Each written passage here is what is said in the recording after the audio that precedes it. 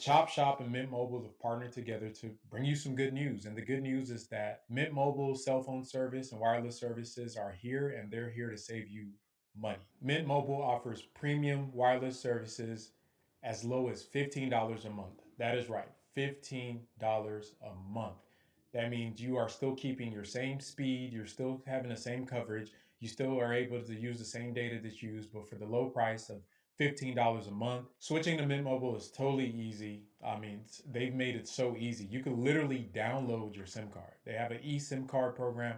You're able to download a SIM card to your phone, and immediately, within like 15 minutes, you can activate that SIM card and have a new line with Mint Mobile. For a special limited offer for our Chop Shop viewers, you can get the Mint Mobile services, the unlimited services. That's usually $30. You can get it for $15. That's 50% off. You're saving 50%. You're going to get the unlimited service for Mint Mobile for only $15 a month. Think of all the stuff you could do with a little bit of extra money that you save from your cell phone bill in your pockets. You can go to a Rockets game. You can, take your family out to eat. Like I said, nobody should be paying this much for cell phone services in 2023. The technology is too good for that. So make the switch today. Make the switch today. Go to the link in the description of the video. Support the channel. Check out Mint Mobile, as we're partnering with them, and we're gonna keep dropping that heat. What up? What up? What up? What up? What's good, everybody?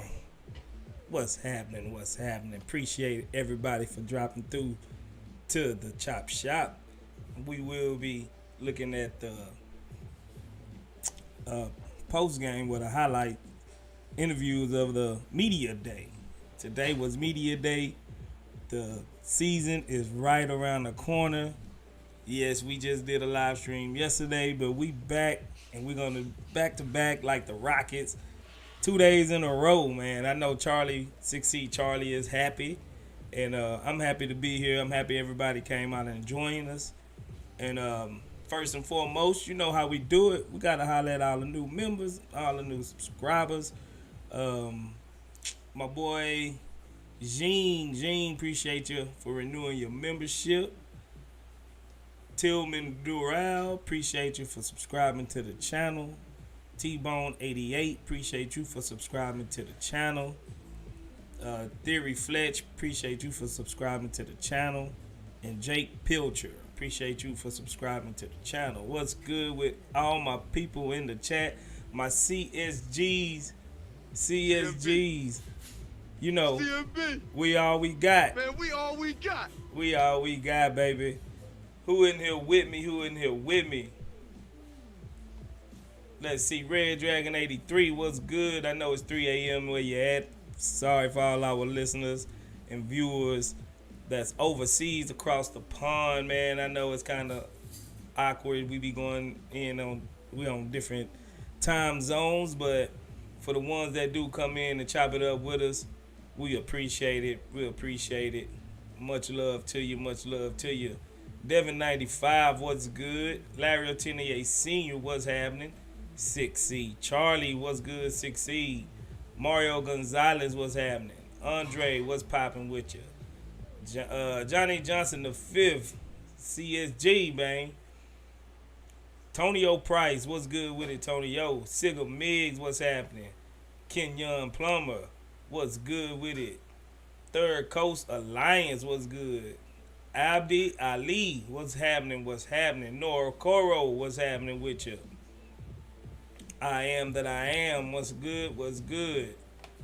Yes. Appreciate everybody for coming through, man. We're gonna be looking at the interviews, man. It was kind of a long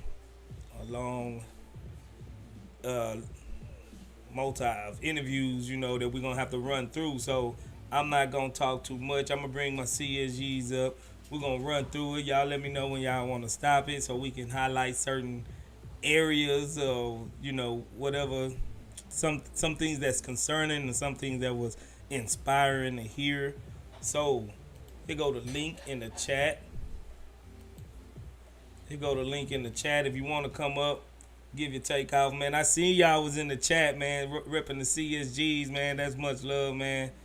I see y'all was out there ripping the CSGs, the Chop Shop, man. We felt all the love, man. We appreciate it. Who we got in here with us? Hit the link, come up, chop it up with your boy Space so we can get this thing started. And if you went to the media day, come up and I'd like to hear what you got to say and about your experience at the media day. Charlie, 6C. Charlie, what's good, Uncle Charlie? Hey, hi everybody. You know, first I got to start off with saying praise God to all of us, and I pray for every last one of my Chop Shop family. I pray for you, Space, and I pray for Frank also, and I also pray for everybody that's a part of this Chop Shop family. Now, I wanted to sit back and say I listened to it. I think I heard you guys on there too at the media day thing. I wish I could have been there, but they say I gotta wait to the one that's open to the public. So, okay, no problem. I am so happy that we're now this close to seeing Rockets basketball again. It's been a long journey and a long wait for all of us, but now we got something to be excited over. We got something to be able to cheer about. Finally, out of all these years of not having nothing to say, I can finally say that I got something to say. Now, I wanted to say this to my Chop Shop family and everybody.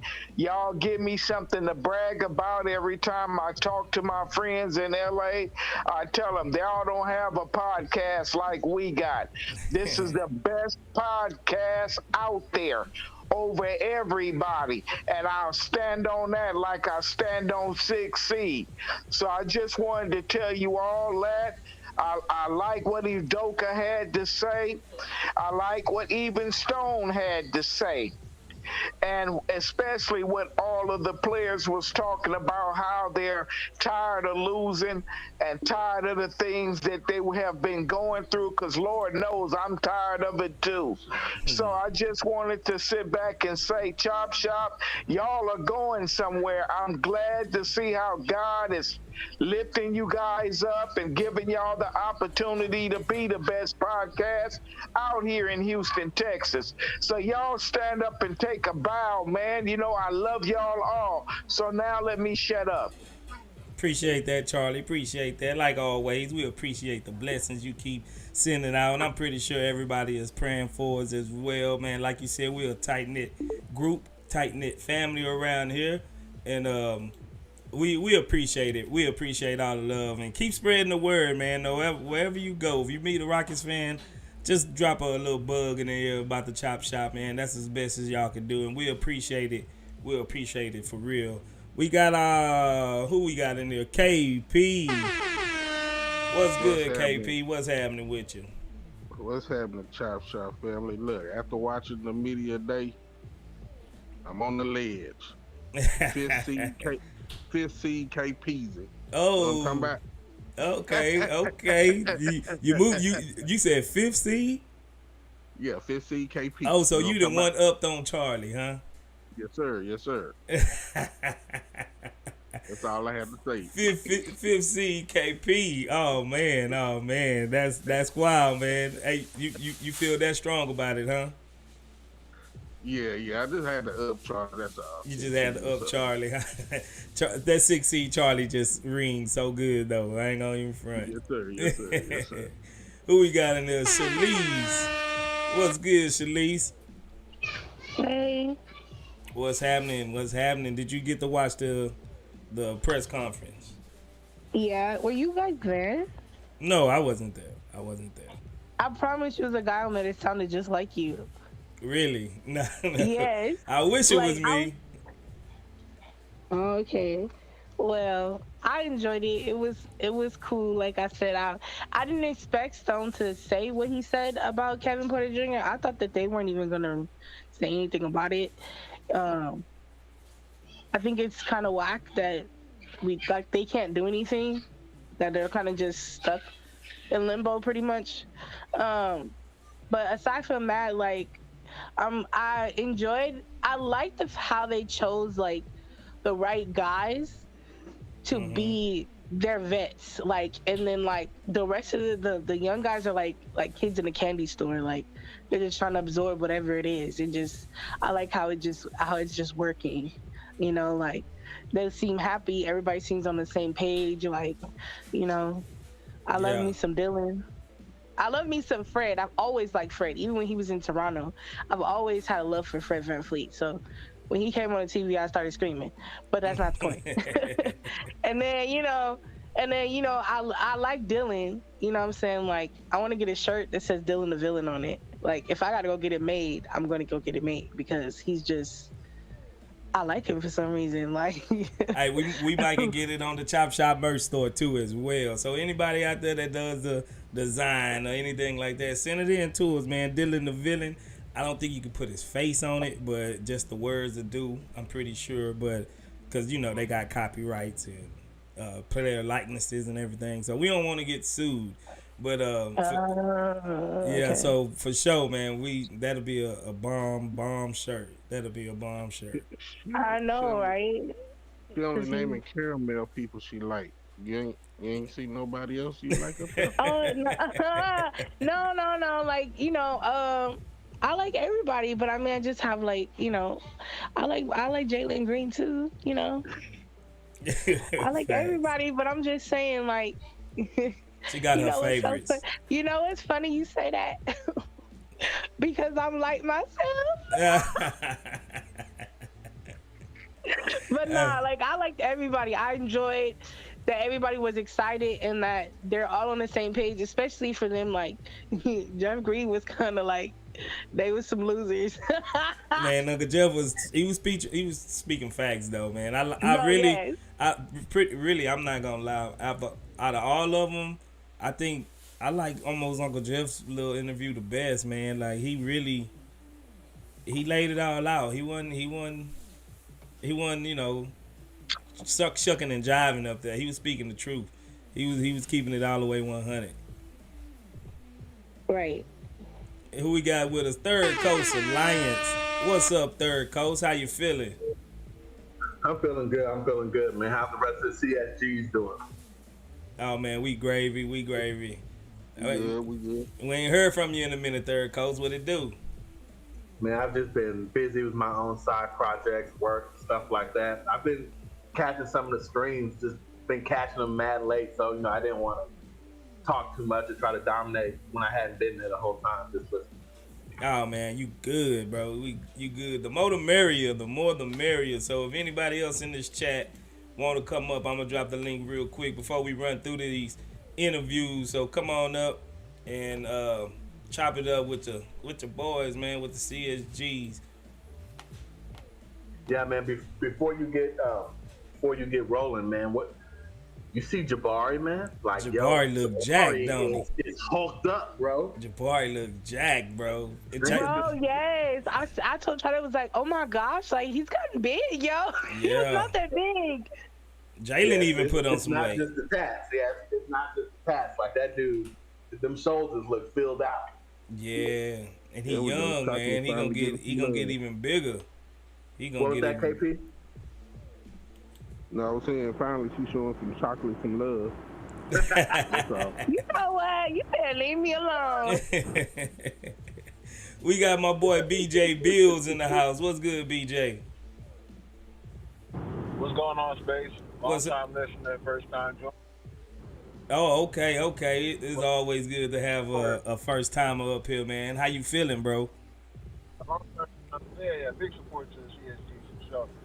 I wanted to get you guys' opinion about Cam. Cam sounded like somebody got to his ear to kind of like lower his expectations on the outlook of the season. I want to see if anybody else peeped it and kind of what y'all think about that. You know what I mean? A lot of the times I get more insight to why I say that. Earlier interviews when he got interviewed, he'll be like, "Yeah, I'm looking to be rookie of the year." He's, all these lofty like goals. Right. And then the interview, just to remind everybody, he was like, "I'm just taking a day at a time. Fitting the role, whatever coach gives me." What do y'all think about that? Well, me personally, I think he said the right things because with him being in that position, he's not. I think he realized that he's gonna have to play a whole totally different role in a different game from when he was in Villanova where he was the man, and it's a lot of other men above him. And I think he just probably realized that maybe I'm not gonna just come out and just shock the world, or come out with my hair on fire. I'm gonna have to earn everything, and I got quite a bit of people I'm gonna have to go through to get there. So I think he adjusted it, but I don't think it was like in a negative way to where like his confidence is down or nothing like that. Yeah, I'm hoping so. Like, I don't want him to, lose that, because you need a little bit of delusion to make yourself, just like what Dylan is. You need that delusion to kind of like feed the beast. You know what I'm saying? So you can at least strive to what you're trying to get to. So I mean, I was just hoping, But all in all, it was a good media day. I was excited for what I heard about. But I just wanted to get y'all take on that. Fact. Do anybody else feel any differently from what I said? Nah, I think he gave pretty much measured responses. When it comes to Cam, I think he's aware of what he can bring to a team. He's aware of the unusual amount of strength that he has. Same with Tari. Like when they get down there, they can explode on you. They can bang in the paint a little bit. So I think he knows what he brings to the table, but I think he's also acutely aware that that the other things that this regime is going to be asking of him, that he's going to have to touch up on those things just like everyone else. And since he's a new buck, he doesn't have a whole lot of seniority, so he's going to have to prove himself. Pretty much kind of like what you said. Yeah, I agree. We got my boy Abdi. Am I saying your name right, bro? Abdi? That's perfect, bro. That's perfect. Okay. I didn't want to mispronounce your name. What it do with you, man? What's chopping? Bro, I'm excited, man. I'm excited for the season, man. Yeah. I'm from the UK, innit? And I haven't been watching the Rockets for too long. And when I started watching it was when we started going to the rebound. And like this is the first season, I can be like, yo, we're gonna win more than 20 games. You know what I'm saying? Right. Man, so you up late? Early, huh? Yeah, it's like 1:30. Oh man, appreciate that. That's commitment right there, Abdi. Bro, that's commitment. It's love, man. This is family, bro. What can I say? Already. I appreciate you for joining us, man. So welcome to the Chop Shop, man. Welcome. I've been seeing you in here lately. Man. So yeah, you hanging in there with us. I'm trying to say. Yeah. Love. Already, man. We appreciate the love, man. I know it's quite a few people like over in Turkey, over in like Istanbul. A lot of people. I think Mario Gonzalez or one of them. They're like in like the Caribbeans. Like it's a lot of Rockets fans across the whole world, and they come and touch bases with us. We got Terry Agent here in Australia. So, man, it's a lot of y'all around. So, man, we appreciate the love, man, that y'all be showing nationwide, well, worldwide, pretty much. So we appreciate that, God. We appreciate that. You know what? Let me say one thing to you. Hey, you joined the best podcast there is. You on the right track. You with the best. You rocking with the best podcast and two of the best ones that can ever do it. I just wanted to say that. Yeah, of course, man. This is the team, bro. I'm telling you. Already. We appreciate that. So let's get on to it, man, because we got a lot of interviews to go through. We're gonna get into it and react. We're gonna react to this. Let me see. I gotta find the right spot because it was quite a ways away. Fifth seed KPZ. Fifth seed KP, man. That boy you didn't up. E.F. Hudney, he might be third seed, man. I cannot believe these shorts from Fabletics are 2 for $24. Look at the shorts I used to wear to the gym. Can I join, get in the car with your fifth seed? Yes, sir. Hey, you started it out, Mr. 16 Charlie. You started it out. Can y'all hear this? Allegations against him are turn it up a little bit. Troubling. Going back a few weeks, as soon as I heard the allegations. Is it low for y'all? I informed his representatives that he could not be part of the Houston Rockets. I can't hear They anything. understood. You can't hear He anything? has not been. Nah, it's good. I had to around turn the up the team or had iPad, any but interaction with the team. Oh, it's good. going through I just- your. If you in the chat, I mean, if Will you in not the be chat in window the right now, day-to-day you probably can't hear or unless you in got training something camp. else. As It's it not relates gonna to play everything good. else, these are Yeah, matters sounds- under the CBA are handled by the league, not the team. Okay, well let me bring it back a little bit because Stone he's talking about the KPJ situation. How is that process going to go about? No, it's a few things. I think the veterans that we added is. Hold on, let me go back. That was the reason. He said basically he told KPJ he got to stay away from the team.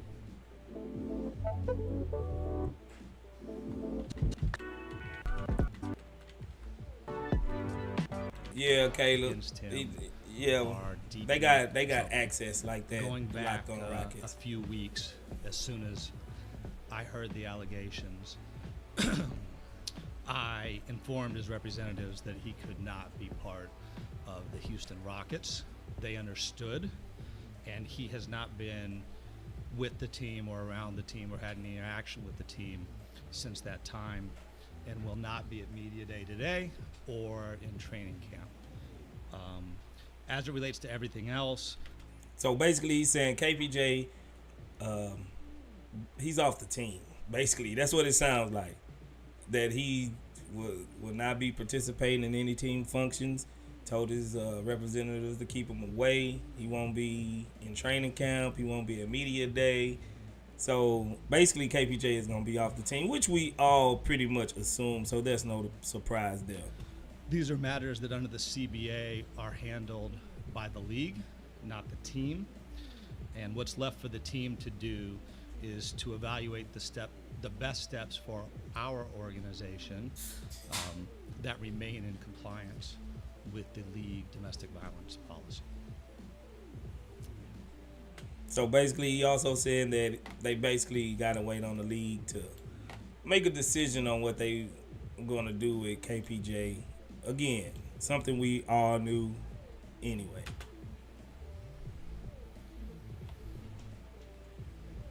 I do have a question, but I wanted to clarify something you said.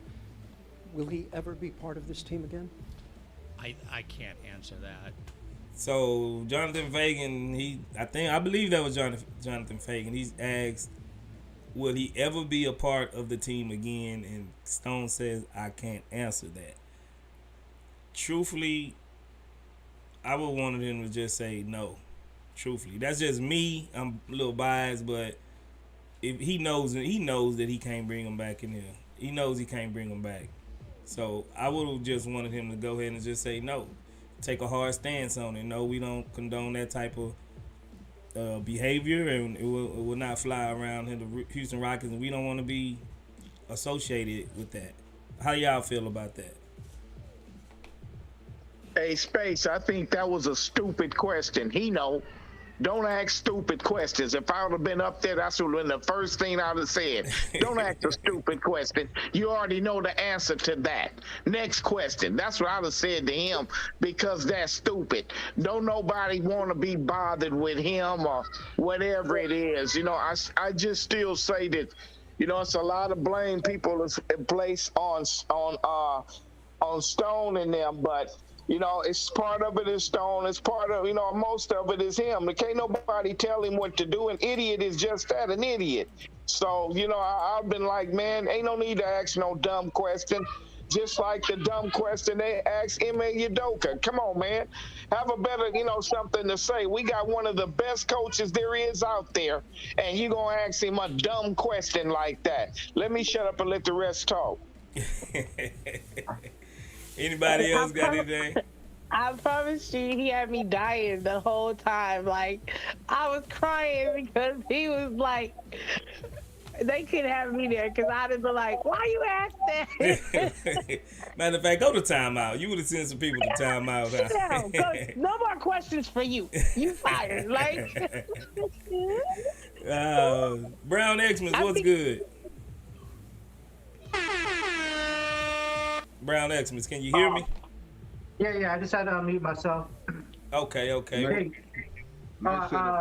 actually, I need to catch up on the interview because I only saw the Udoka and Raphael Stone part and the Jeff Green part. I didn't see any of the other guys. But y'all were just talking about that, that question that he asked Charlie and Shalise. And everyone kind of knew that answer. It was all lawyer speak, but it's like it had to be asked. I was actually surprised that they asked so many KPJ questions. Because honestly, I wanted to move on. Like, let's talk about something else already. Right. But anyway, I just wanted to throw that in there real quick. Yeah, for sure. I think it's kind of the writing is written on the wall, man. Like, I guess they just wanted to hear them say it or something, but you could tell what it is. It ain't no workarounds on that. Yeah, I think kind of what Brown Christmas had mentioned. I think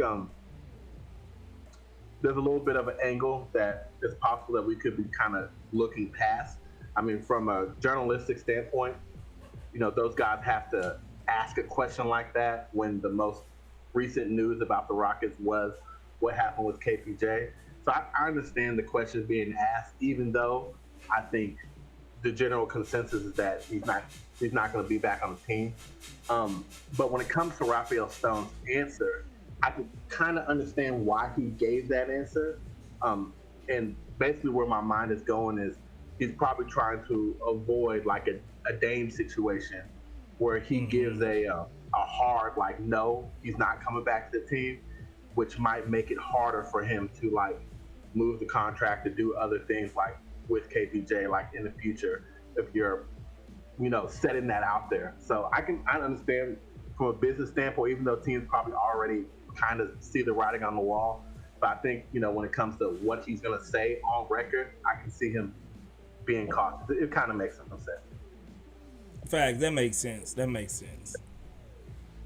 Let's go. Policy. So I think that's, again, this is now a league matter. And well, as far as Uncle Jeff, that I also saw, understanding that there was some risk. I did like the way he was, answering the questions and the gamble that I mean, joking about his age. But that part I thought was cool when he talked about the veteran leadership we're going to need, and the young guys kind of being hungry, and I guess they touched on it later because I haven't watched the other ones, but just saying that they're tired of losing. I'm tired of watching them lose. So, right. Let's go. That's all I want to say. Let's go. Yeah, that was a common thread with everybody. Everybody came out and said that. But that's good to hear. That's definitely good to hear. All right, let's get back to it. Options are and so on. How do you feel now about the gamble that you took? I mean, we structured that contract not with something like this in mind, but purely as a basketball matter, given at the time of the contract, I think he was 21, and we were trying to figure out how to allocate the chances that he would become a really good basketball player, and so that was the reason we structured the contract that way. Now, he's asked about the contract, and the contract was structured that way. It kind of gave them an out the way they structured the contract, so it wouldn't be so bad. I think he just he messed up quicker than what they thought. I don't think they seen him going this far this quick after they signed him. So I understand what he's saying about the contract, and we all knew that because he was a problem elsewhere, and you didn't want to tie him up guaranteed 4 or 5 years or anything like that. So the contract made sense. I just think they didn't think it was going to be this quick before they have to actually make a business decision with KPJ. How y'all feel about that? Nobody? Y'all not with me no more? Y'all fell asleep? Hey, I feel what you said is right, But, like I said, you know what I mean? Everybody makes a mistake. I'm not talking about as far as KPJ. That's good that, it happened now before we start getting on a winning streak. And then there we go with something that he's going to turn around here and do anyway. Now, the thing about it is, like I said, as far as the other stuff is concerned, I love the way they talk because they were saying the things that we wanted to hear them say. Now it's time to show me. That's what it's all about. It's time for you guys to come out and show everything that's going on. That's why I said that now all the Rockets fans got something to be happy about now. Basketball season is here now. So I can't wait to meet you and Frank and see some of the other people. And maybe we can start doing something that'll be good to help build y'all up other than give up the likes. There's got to be something else we can do because we need you, man. We need you. Already, we me and Frank, we working behind the scenes, and we got some. I got some ideas, and Frank got some ideas as well. And we gonna let y'all know what it is and how we plan to execute them. And y'all do have y'all have a good a big part in that. Y'all got a big part in that. So don't want to jump the gun or nothing like that, but we will be letting y'all know soon. Want to see that 100,000 subscribers, huh? Yeah, yes, sir. All right, if we get a YouTube button, man, I'm gonna be happy. I'm gonna be very, very happy. EF Hutton, what's good with it? Negative C, EF Hutton, baby, going down. What's good, EF? Nothing, man. Just chiming in. I've been listening in the background, letting the slow roll out. I wanted to call in a little earlier, but you know what I'm saying, I'm at the J, you know what I mean? I can't really disclose because I ain't telling who listening, but yeah, man, I think it was a lot of good pointers. The Raphael Stone, he couldn't really say too much, then you got to look at the legal issues. If you go out there and say woo-woo-wop, KPJ can always turn around and say, well, hey, they did that before even due process, you know what I mean? And all that. Right. So he really can't legally say nothing. And it's probably got a lot to do with tampering and the CBA and all that stuff. Because if you say, hey, no, he's not going to be on the team, that's just like tampering. That's just like saying, hey, we're going to trade him. You know what I'm saying? So you can't really do that. So it's a lot of legal reasons why he couldn't say that, whatever. But I understand, one to take a stance or whatever. But I think Ime had a lot of gems. A lot of stuff that Ime said was just gems. And I don't know if y'all got to Ime when I was calling in or not, so I'm just let it play out. And then if I hear it, if I hear that one thing that I heard him say, then I'll chime in. For sure. Now, we just starting it. We just kicking it off. What's up, Worldwide? Coffee time. What's up, King Coffee? Appreciate you for joining us. Let's go with it. But yeah, like when it comes to what, I guess what Stone, the way I interpreted what he said about KPJ's contract, I interpret it as he didn't anticipate that KPJ would make this magnitude of an issue. I think he was aware that, KPJ does have anger issues. He might be a problem in the locker room. Maybe he'll throw a chair or two. That is okay. Maybe we can deal with that. But like domestic violence, possibly attempted murder, that's not what he was probably thinking when he made that contract. That's how I saw it. Yeah, I agree with that. I totally agree with that. I agree with that. Because I even felt the same way, okay, wasn't expecting that. Yeah, me too. Not that at that level. Yeah, so yeah, I agree with that. It's calling this phase 2, and it's clear that as from a culture standpoint, there needs to be a retooling. How do you plan to achieve that both on and off the court? Is it by adding individuals like Fred and Dylan and removing people that have been, a bad impact on the culture? Or how is that process going to go about? No, it's a few things. So Kelly Eco just asked him about building the phase 2 and how he felt like Udoka is, in the front office plan on building it is to get new people, new guys, and getting rid of the bad apples, basically. And this is what Udoka had to say. I know it's kind of hard for you to hear them questions sometimes. I think the veterans that we added has very important, obviously, to add guys who have won championships, Jeff Green, Fred VanVleet, Dylan Brooks, even Aaron Holiday, guys that have been in the league for a while. It's always an added benefit. Coaching-wise, we'll come in and do some things differently as well. But I've talked about it from day one that internal growth is going to be the biggest step for us. So the guys that have been here and gone through the rough times, we need to see growth and improvement from them. And so whether you say it's a culture shift or change of environment and some of those things, I think it's a little bit of all those three things I just mentioned. And it starts with me holding guys accountable and coaching them a certain way, which I'll do a little bit differently than has been done in the past. But the additions of the veterans and the growth with our young guys is going to really help us take the next step. For Rafael, prior to Kevin Porter Jr. Basically, he was just saying internal growth and the guys that they added is how they're going to take the next step. Some people asking in the comment, can I get the volume up? That's actually the loudest it's going to go, man. Like I said, I knew it was even low when I was listening to it just live like that. But yeah, that's as loud as I can get it.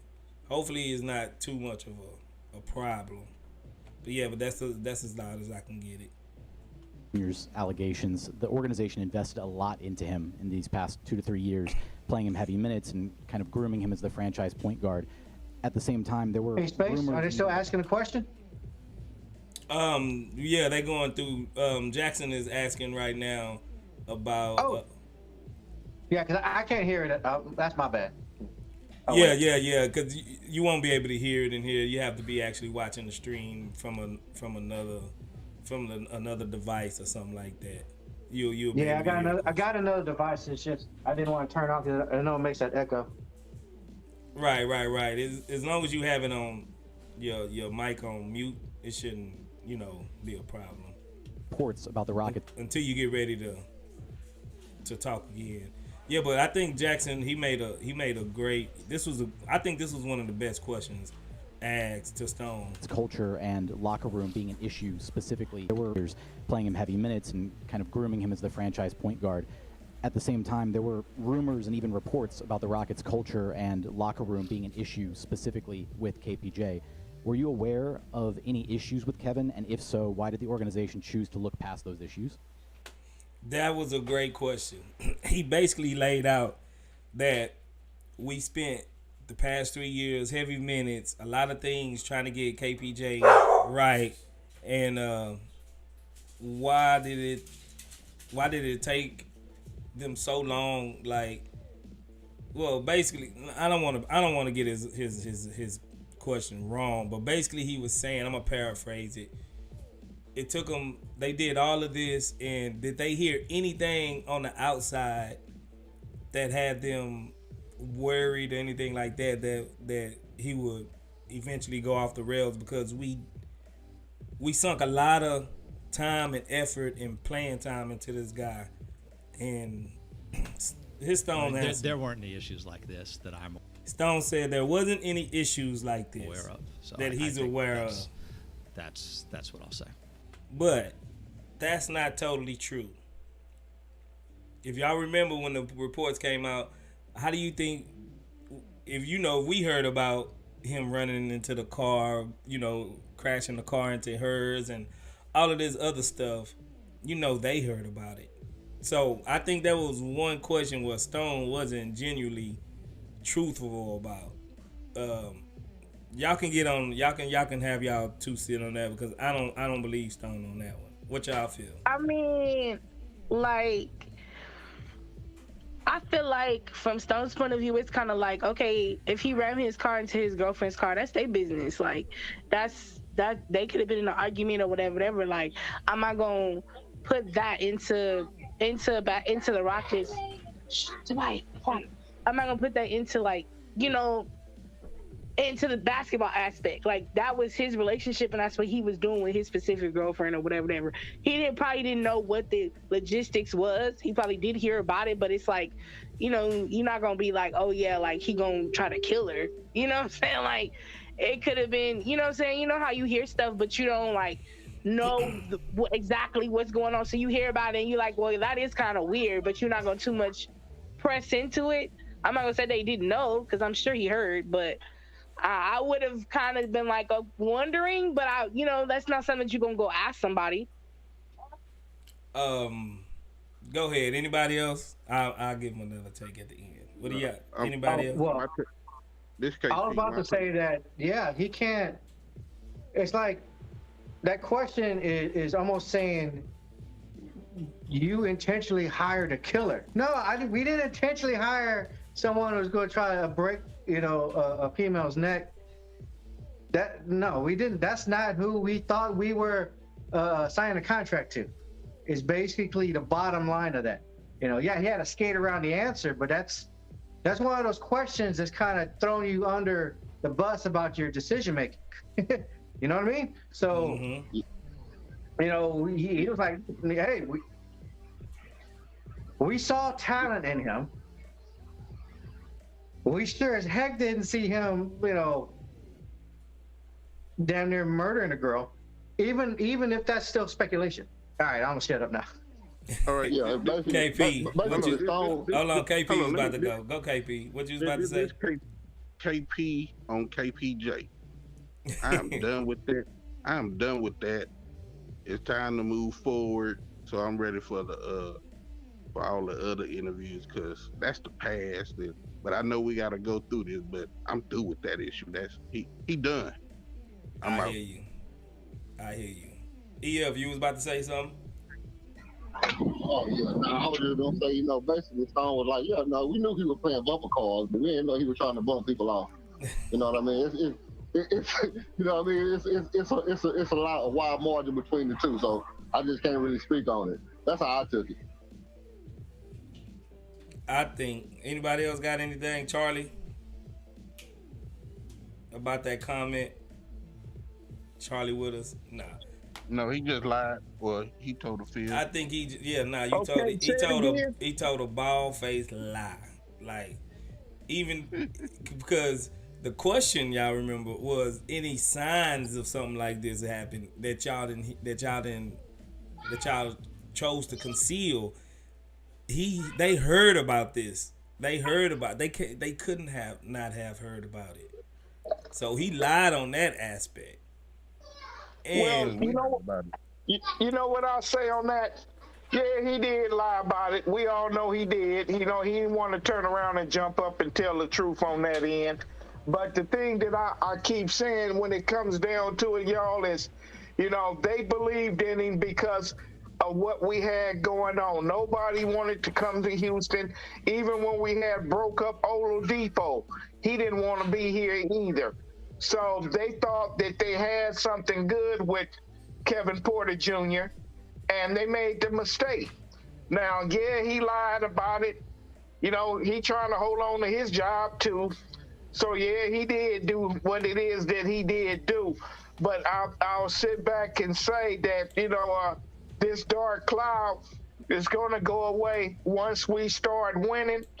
Then they'll have to turn around and give us some credit on something. Because one last thing I want to say, and I just want to hear what you have to say, Space. If this was the Lakers, if this was Boston, if this was Milwaukee, the NBA would have been done ruled that, okay, he stole out the league. Y'all gonna do what y'all want to do. But they keeping this going on because it makes the Rockets look bad. That's just the way that I feel. Now I'll let everybody else get a chance to talk. You might be right, but I think if this is really like in the clause of the NBA, like CBA or something like that, that the league have to deal with the domestic violence issues, then Stone's hands are kind of tied on that aspect. Now, as far as the process going quicker or stalling out or something like that, I really don't know, because how long I'm trying to remember how long did it take for them to suspend Miles Bridges.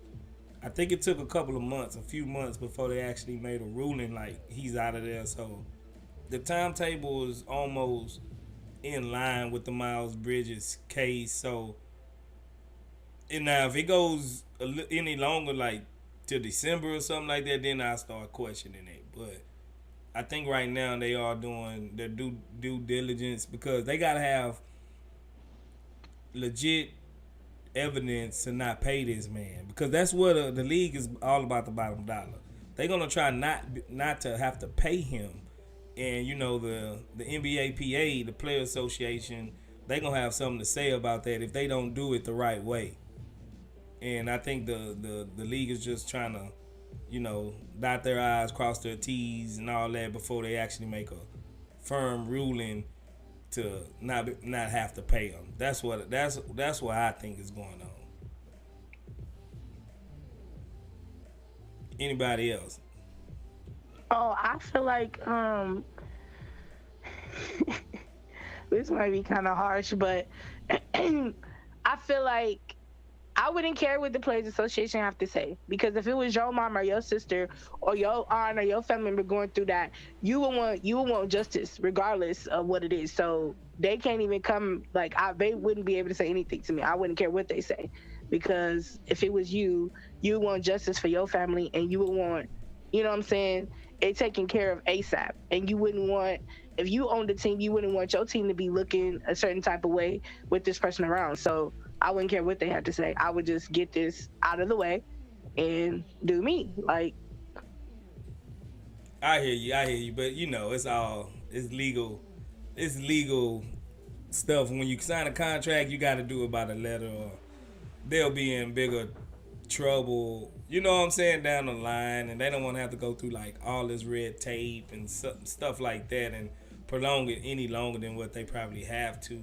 So I think they just being extra cautious, like I said, dotting I's, crossing T's. So because when money get affected, then it gets sticky. It really gets sticky. That's how I look at it. What's that, Brown Christmas? Oh, I was just doubling down on what you're saying, a little bit of Shalice, but getting kind of back to Charlie. When you talk about the Rockets looking bad to everyone in the nation, they always talk bad about us. Well, this time there's no one else to blame but the Rockets as a whole, and that's kind of the point here is that we have to distance ourselves from KPJ, even as much as we can. But obviously legally, he's still part of the team. So that's just kind of funky area that we're in right now. But the only reason that we're in this situation is just because the team as a whole, it just bad decisions, and now it's in hindsight, okay, yeah, we shouldn't have did that. But we're looking for the best case scenario, and the worst case scenario turned out. How often does the worst case scenario turn out? Yeah. So, but even like we said, we all know they heard about it, and they chose not to do anything about it. They could have probably avoided this. Take them, sit them down, talk to them, get them more help, get them something. I agree. They got to be culpable for what they did or did not do, or the lack of doing something. Because if this guy is running cars into each other, playing bumper cars, he's a loose cannon, and you got that loose cannon on your team, and he already have issues and everything like that. I think it's probably something they could have did more than what they did, instead of just turning a blind eye, like Shalice said, oh, that's his girl, they got problems, this and that. But eventually it's gonna make it look bad on you, because you the one that stuck your neck out for him, and your neck gonna be on a chopping block as well as his. So, and you paying them some money, and you got him under contract. So I think it was, they needed to probably take that more serious than what they did if they heard about it. And I know they heard about it. Yeah, I'm sure they did. All I'm gonna say is if the Rockets ain't learned they lesson as an organization from the James Harden thing and from this, I don't know what to say about them. Because at this point, like you said, these are lessons that are learned the rough way, and this is definitely an organization that needs to look at take a good look at themselves on what they're doing from this point forward. Facts. And I think they won't get caught with their pants down no more. They ain't gonna I don't think they're gonna have any troublemakers in this organization for a while. All right, let's get back to Stone with his line lawyer yourself. Go ahead. That's certainly the hope, right? We hope that there isn't going to be any major hiccups from anybody else moving forward. But the thing is that the person that you are today is not the person you are, tomorrow or next week. There are things that will happen in your life that will change the way you perceive things, change the way you think about things, and you can fundamentally be a completely different person with a completely different mindset a month from now. So, we hope, right? We have to be cognizant, that hindsight is 2020, like Brown Christmas had said, and that we all very well know. But, Ime, what if he does what he did in Boston again? Then we'll be having the same conversation. But are we going to be as strong-headed with, Ime has to go? This is a tough decision. I think Rafael Stone could have handled things much better with the information that he undoubtedly had and is, passively denying. But at the same time, I think with what he's doing right now, I think he's doing exactly what he has to do. He's making the right decision to where he is trying to, from a social standpoint, distance the rest of the Houston Rockets roster away from KPJ, even though from a legal standpoint, KPJ is still on this roster, even though he might not be present at any team functions or have any duties with the team. So I think he's handling things quite well. We're going to be saddled with this KPJ thing for a minute, which is something that I had predicted, weeks ago when we first found out about this issue. Like, it's not going to happen quick. KPJ hasn't even been to court yet. Like, we don't even have a court announcement or what his lawyers are going to be or what his attorney's going to be. So, it's going to be a while. We have our speculations as to what's going to happen, but this can actually get worse. It's in some odd way. So. Yeah. I would say that as far as your Ime Udoka situation, like you said, Ime is on his second strike. I mean, he'll be on his second strike. KPJ is like on his 7th or 8th strike. So it's a little bit of difference. And I think big difference. Yeah, and I don't think it'll be, as far as when I say troublemakers, I'm not really saying people that's on the squad right now. Of course, they can all get into trouble.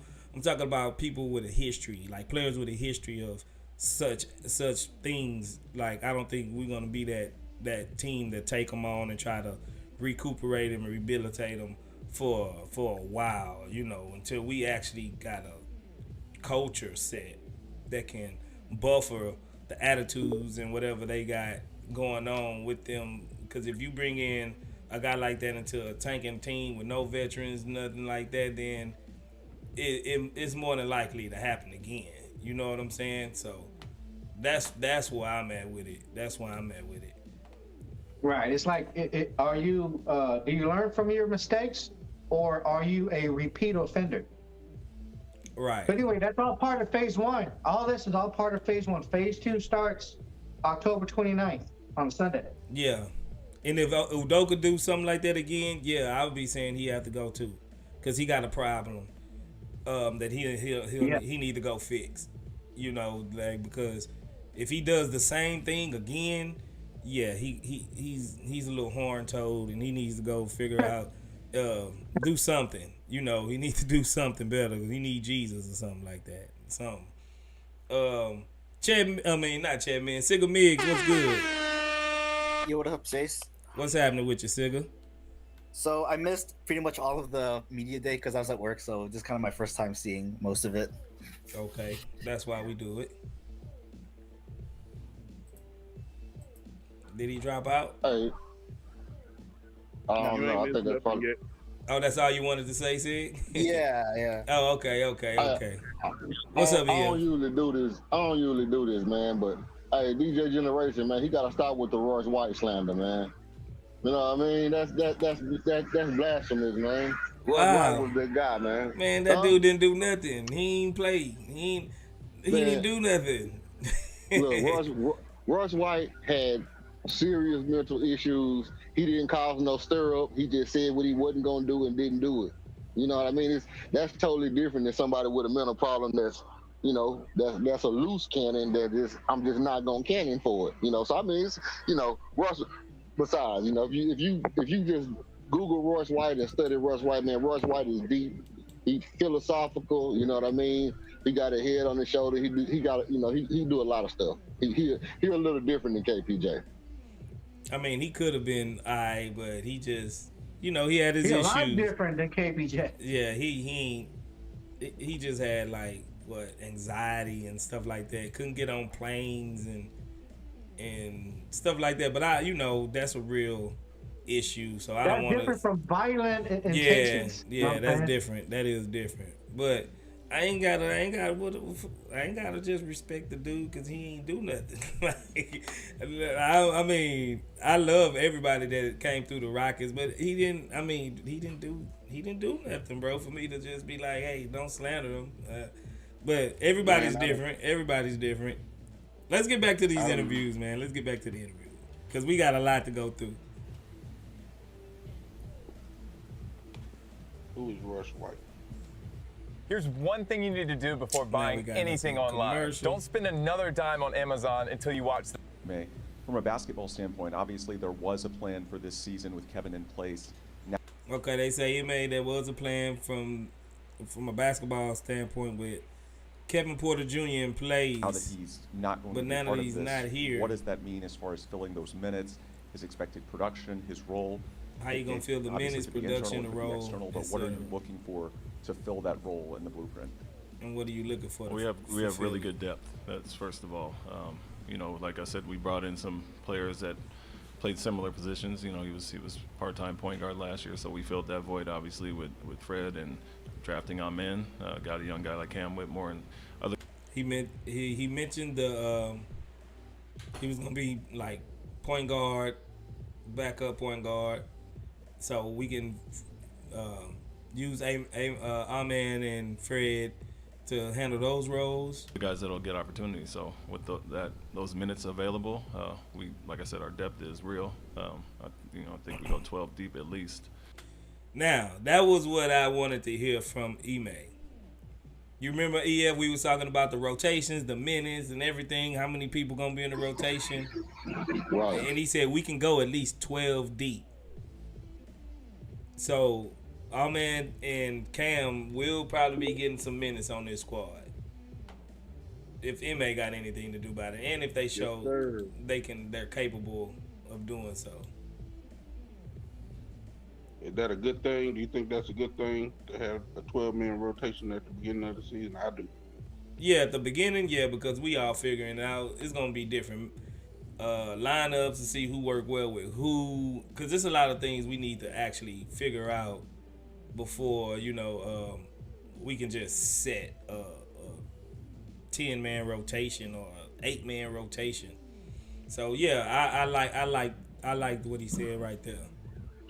Yeah, I agree with you, man. Not only did he say we can go 12 deep, he said we confident 12 deep. Yeah. You know what I mean? So that's a big play, man. When you say you confident in a 12-man rotation, that means that you feel like every player is strong at his position and that you will be able to do a lot matchup wise against teams with those 12 men. Pause. Yeah, facts. And so guys will get opportunities there. As far as, competition and starting spots and all that, there was going to be open competition between him and Jalen and some guys. And so those things will change and shift a little bit, but we still have a lot of depth and a lot of opportunity for guys to step up and take. See, he said it was going to be a open competition between him and Jalen to start at the 2.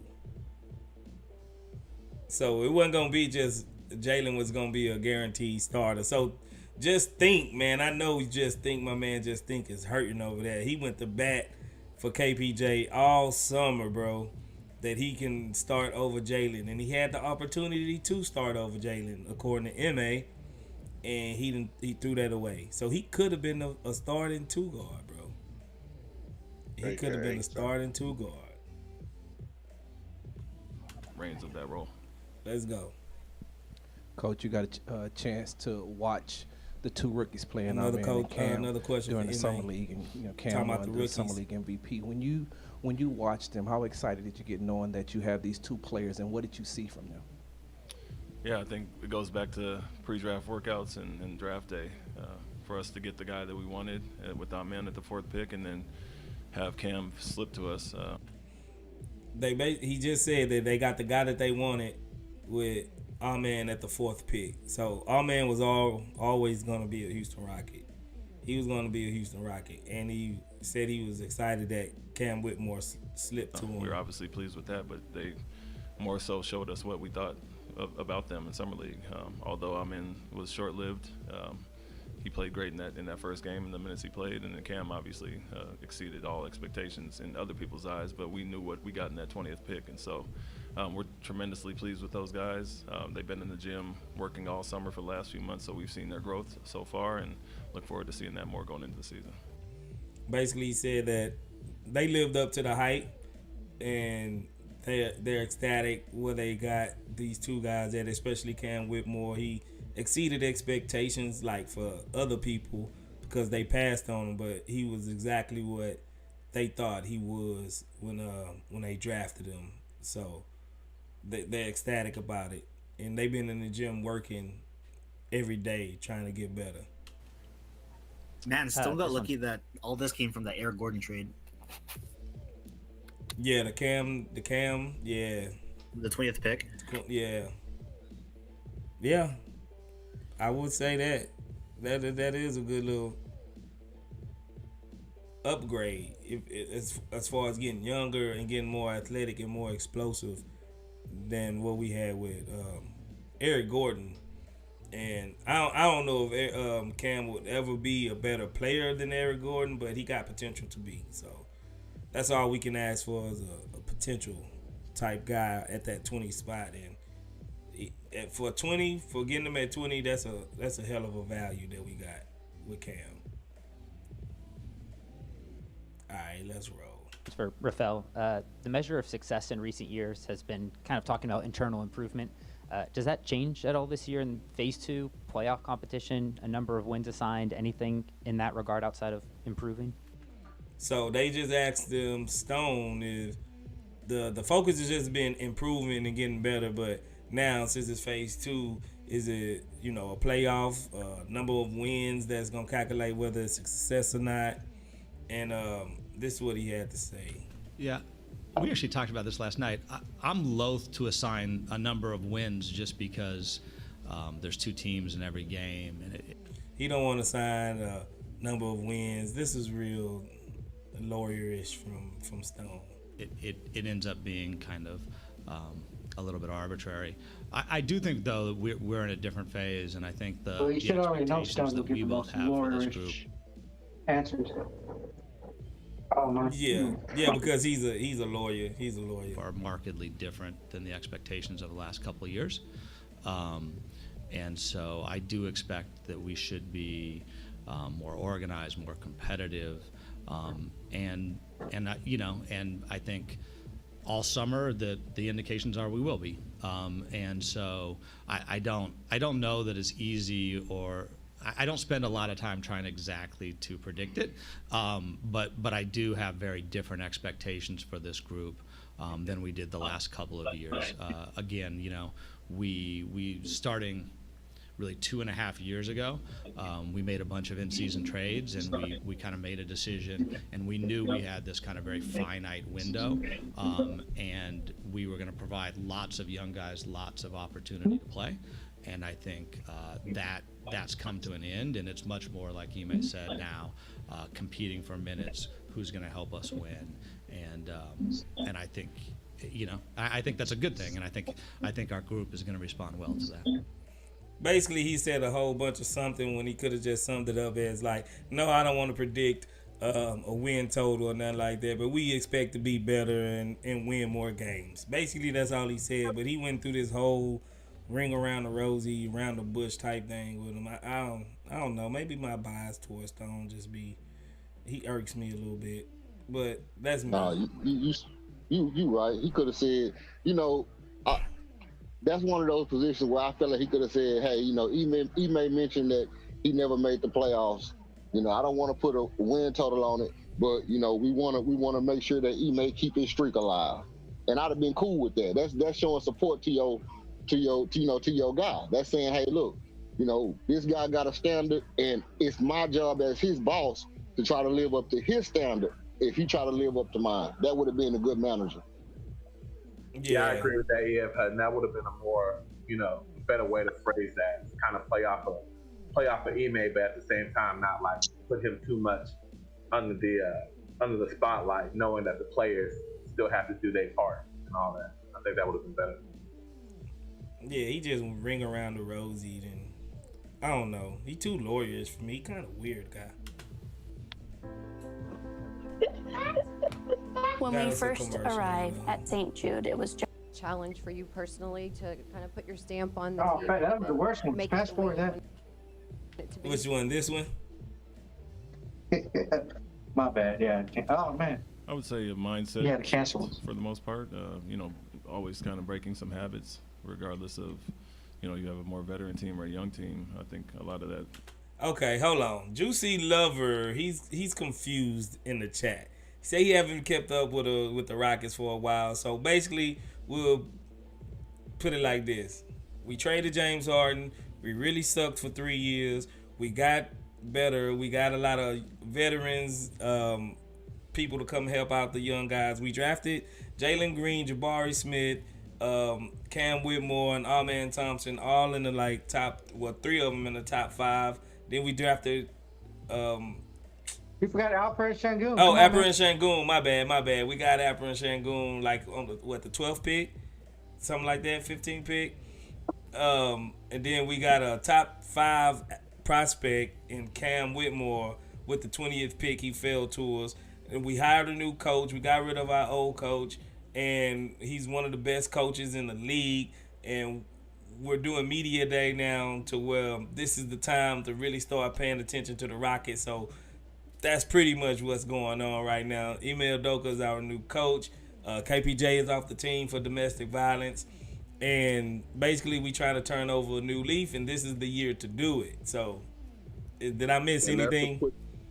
Nope, that's a quick synopsis of the whole situation. Pretty much. That's the rundown. Juicy Lover. So, hit the like button and subscribe, and you'll keep up with all of the Rockets news and updates if you subscribe to the Chop Shop. You have a lot of similarities as far as that, and for instance, when I came to Boston, you know, they had some success getting the Eastern Conference Finals, but you still had to change some habits and you know, try to work with the personnel you had there. So it's not a lot of difference as far as that, and we just have, you know, a few years younger as far as the group there. But that's the main thing. You want to get back to a winning mentality, mindset shift, and really changing habits is the hardest thing. It doesn't happen overnight, but we've worked on that so far, summer league, and the guys in the gym so far this summer, and seen some good improvement as far as that. Basically, the question was to Udoka is how you gonna come in and basically change the culture, put your stamp on the team, and he said basically he ain't having all that nonsense. He's ready to go, and he's gonna count on these guys to step up and be professionals and be adults in the room, and that's just how he's gonna coach them hard nosed, and he's ready to get started. This is for Coach. Specifically about Jalen Green, he's going to an all-important year 3. We all know that he's one of the best scorers in the league, but what areas do you want to see him improve on to go from promising young player to potential leader of a contending team? So Udoka was asked about Jalen Green. What did he want him to work on to get him to that next level from a promising young star to a potential leader on his team and veteran? What's up, Culture? What's good? Yo, what's good, Chop Shop? What up, man? What's good with it? What's good with it? Running down this whole interview, man, of the media day. Okay, yeah. I just jumped down. I just watched a couple interviews myself. I watched Amen, Cam, Dylan Brooks, Ame and Raphael Stone shit. That's the only people I watched so far. Sounds like you watched the good ones. Yeah, I try to pick the good ones. I mean, Jabari, I would have liked to watch Jabari and Jalen Green, but I just wanted to watch the young boys, coaches, and Dylan Brooks, really. I watched a little bit of Fred, but Fred shit was dry as fuck. So, you know, Fred just be, you know, saying all the right answers. So, hey, Space, I got a question. What's up? What's up, Brian?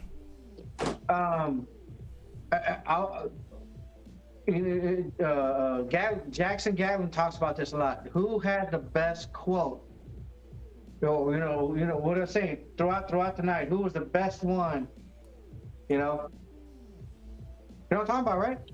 Yeah. You talking about the quote of the night? Who out of all the coaches and players, who had the best answer to a question?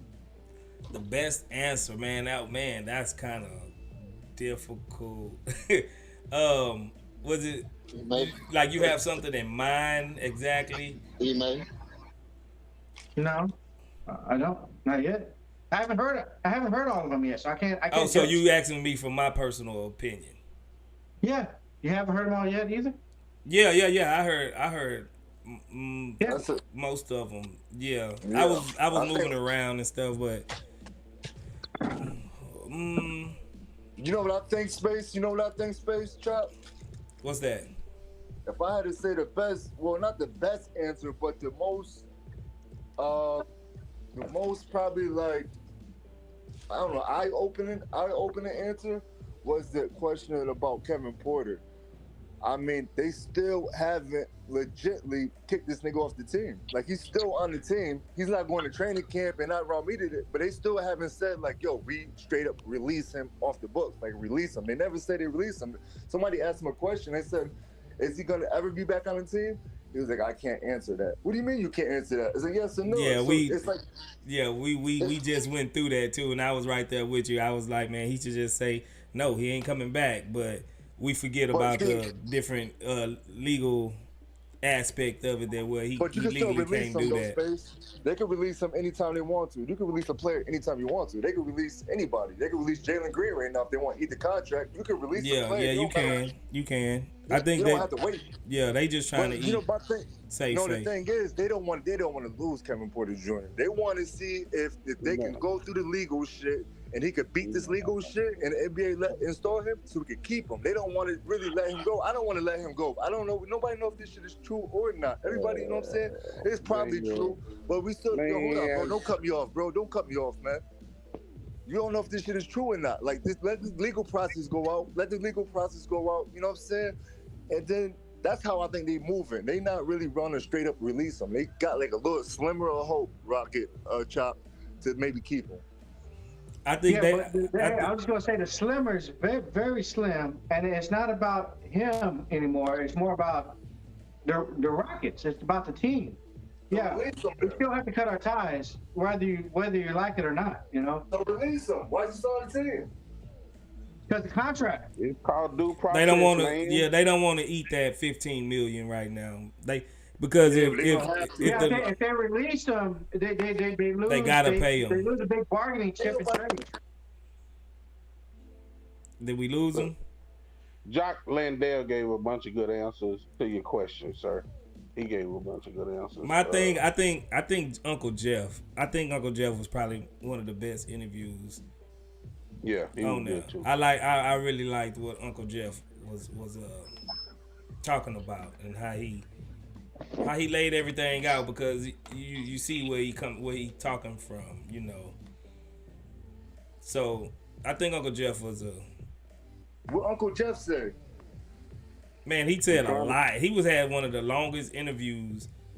I mean, he was just giving his insight on where he been 17 years, what he see this team can be, what he's gonna do to fit in, what he's gonna impart wisdom on these guys. it's just he went in depth. Like they asked him a lot of questions. They asked him a lot of questions. About Şengün and Jokic comparisons. Yeah. Yeah. Uncle Jeff was a real good interview, if you ask me. Juicy Lover says, Space, do you have any kids? Yeah, I got 4 kids and a wife. So, yeah, I got my hands full over here. My hands are full. Yeah, but I think Uncle Jeff was good. Who else? I think Tari had a pretty good interview. Jalen, they pretty much gave him like home runs. Questions, wasn't nothing in depth. Şengün actually had a good one. Quarter of the night. You think Ime always? I expect nothing different from Ime. What was the quote? Well, I think you finna say it next after Space hit this ball, so I want to let him say it, and then I'm gonna see if anybody picked up on it besides me. Okay, well let's get to it. Said being more well-rounded overall. I mentioned that a while ago, and I've talked to him quite a bit about it. And he's a natural scorer, but we want him to do everything. And you have that ability to defend. You have the ability to get to where you want on the court. It's not only for yourself; it's making others better around you. And so, the natural growth in this, his progression will be big. 22 points a game in your second season shows your ability to score. But we want all of our guys in general, but a guy that's as talented as him to be more well-rounded, and that'll be the challenge for him. Hey, Coach. Basically, he said he want him to be better defensive and basically playmaking. Was that the quote you was looking for? No, that was one of them. No, that wasn't the one. That was one of them. But I guess just not to keep y'all in suspense too long. It is coming up, I think, on the next one or whatever. But I think the quote of the night was this. When he said, when they was talking about the defense or whatever, and he said that Amen Thompson is a great perimeter defender. Wing defender, he mentioned, wing defender. When he talked about, Dylan Brooks and Tari and Jabari, and, he said that Amen is a great wing defender. That, to me, that was the quote of the night, because he didn't say, Amen got learning, he got the intangibles to be, or none of that. He said, looking at what he's doing right now, he's a great. To me, that jumped off the whole interview to me. Just to say that right now at this time he's a great wing defender, that's a lot. Yeah, but I think Jackson Gallen had also asked him about how do he feel like his game would transfer to being off ball, like in a wing position, like. Can he play more than just the point guard position? And he was like, "Yeah, I'm up for it." So I'm pretty sure they're gonna have him playing all over the court, pretty much. I think he's gonna be playing different positions. Yeah, 1 through 3. He can play 1 through 3 easily. I think right now for me, and again, I haven't watched all of the interviews, but from what I saw from Udoka, right now my top quote is the fact that he was going 12 deep, which means Cam Whitmore is going to get some good burn. So to me, that's so far my top one until I hear something better. Yeah, I agree with that. That was music to my ears too. If I had to say another one for me would be Cam Whitmore when they asked him, "What is your goals?" He said he didn't have any goals. Remember, probably a month ago, they asked him what his goal was, and his goal was to win Rookie of the Year, he was saying. Now, all of a sudden, he changed his tune. It was like, he just want to play ball. He not worrying about no goals. So that's another step. That's another step in the right direction for his maturity, man, because we really got, I'm telling you, man, Cam Whitmore is a dog. He's a straight dog, basketball dog demon, man. And we're gonna have to ride his back, man, because his confidence is just like, his confidence is beyond like this universe, bro. Like his confidence is out of this world, and this could rub off on the team. And they're gonna be some dogs, man, riding behind Cam Whitmore. I promise you. A-Man said the total opposite, and I felt just as good. He said He wanted to be on. He wanted to be on all defense. He wanted to win Rookie of the Year, and I feel good about that. So, Facts. I like both of them. I like them both. Yeah. Let's go. When we you look got back a lot at of your time in Boston, when you do some self-evaluation, where do you feel you can improve as a coach? You know, you guys went to the finals, but this is, you know, your second year as a head coach, and I'm pretty sure when you do some self-evaluation, you can still find some things that you can do to improve. That was a good question too. They asked Udoka, this is just his second year being a head coach, and when he did some self-evaluation, what can he do better as being a head coach? That was a good question. I would say recognizing what works for your group quicker, getting to that quicker. Recognizing what works for your group quicker. You know, we took some lumps early in Boston, and you know, it was due to a lot of injuries and COVID, and certain things were happening as far as lineups, but figuring out what works best for the group and kind of getting to that quicker. Me and my coaching staff, we just had a coaches retreat, and you know, I brought quite a few of them from Boston, and so we kind of relived what we went through there and how to avoid some of those pitfalls early, and so kind of figured. Well, we can't hear it, Space. Would be the main thing. Yeah, you ain't gonna be able to hear it in this chat because it'll be a double up. If I put it in here too, it's gonna double the sound and it's gonna have an echo. I tried it earlier and it didn't sound right. You know what I'm saying? Like if you got another phone or something, you can look on it, then you'll be able to hear it. Even if you mute your mic, it'll do a double up? Nah, because it's not going through my mic, it's going through my system. Okay, gotcha. All right. I'll watch on my TV. That was my same question earlier. You'll have to mute your mic on your phone if you turn your TV up too loud. No, he was asking if I mute my mic, will it still play? Yeah, but it'll play double because I got one inside the program I'm using, and then I will have one inside your program. You know what I'm saying? Yeah. So it'll be doubled, and it didn't sound right. It was like almost like a delay because the sound got to go through two different machines. Yeah. Apps. So it didn't sound right. Yeah, but he was just saying that you got to recognize what happens. That he's got to basically go with the flow and make quicker adjustments with what the team that he have and to improve his coaching. Ime, you have two defensive-minded guys coming back in the back here, and Tari Easton and Jabari Smith, and then you sign a free agent Dillon Brooks, who, of course, really good on the defensive end. How exciting is that for you as a coach, knowing that you have really competitive wings on that defensive side of the ball? So basically, they was asking him about the defense. You can sip on just this all day, and it will train your body to become a natural fat burner. I lost 26 pounds and mentality, but he was asking about the double Jabari and Tari coming back to play with Dillon Brooks and I was about to go to the restroom, but I saw the commercial. What's going on here? No, because that's how I gotta. This is a 5-hour thing, and if I downloaded it on my computer, it would have been like, oh no, hell yeah, it would have took forever to download it. Well, it probably wouldn't have took forever, but it would have took up a massive amount of space. So I just I'm watching it through the YouTube, you know. So that's why you get commercials here now. Yeah, but that was a weird commercial. Usually you get commercials of the type of shit you watch. Yeah, that was a weird commercial. that was a weird commercial, bro. I'm not gonna even lie.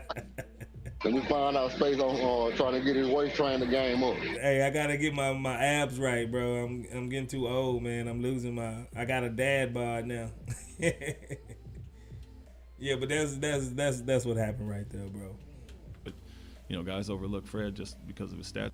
And one thing he said, guys overlook Fred because of his stature about being on a good defensive side. But you remember he played in Boston and he played Toronto quite often, and he knows what Fred will bring, you know, defensively. Sure, at times he's one of the toughest, most competitive guys on the defensive end as well, and extremely intelligent. And the things he does and being in the right place every time, it will only elevate our group as well. So you add Fred to the mix with all these guys, and I'm obviously a great wing defender. So I think we have the players.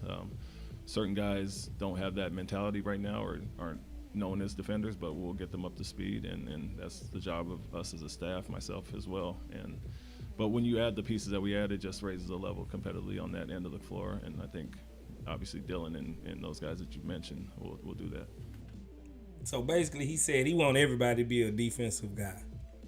He said that we got some guys on the team that's not known for being defensive studs right now, Jalen Green, and a couple other guys. So them guys are gonna have to step up and play hard on the defense. So if you read between the lines, he ain't having that.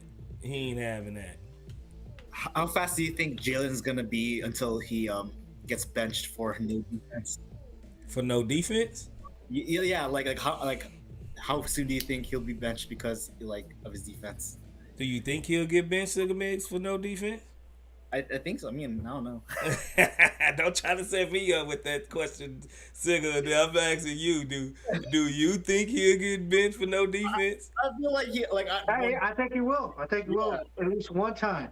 Yeah, he's always to learn his lesson, because he'll slack off and then be like, no, get out of here. Hey, but it may happen in preseason.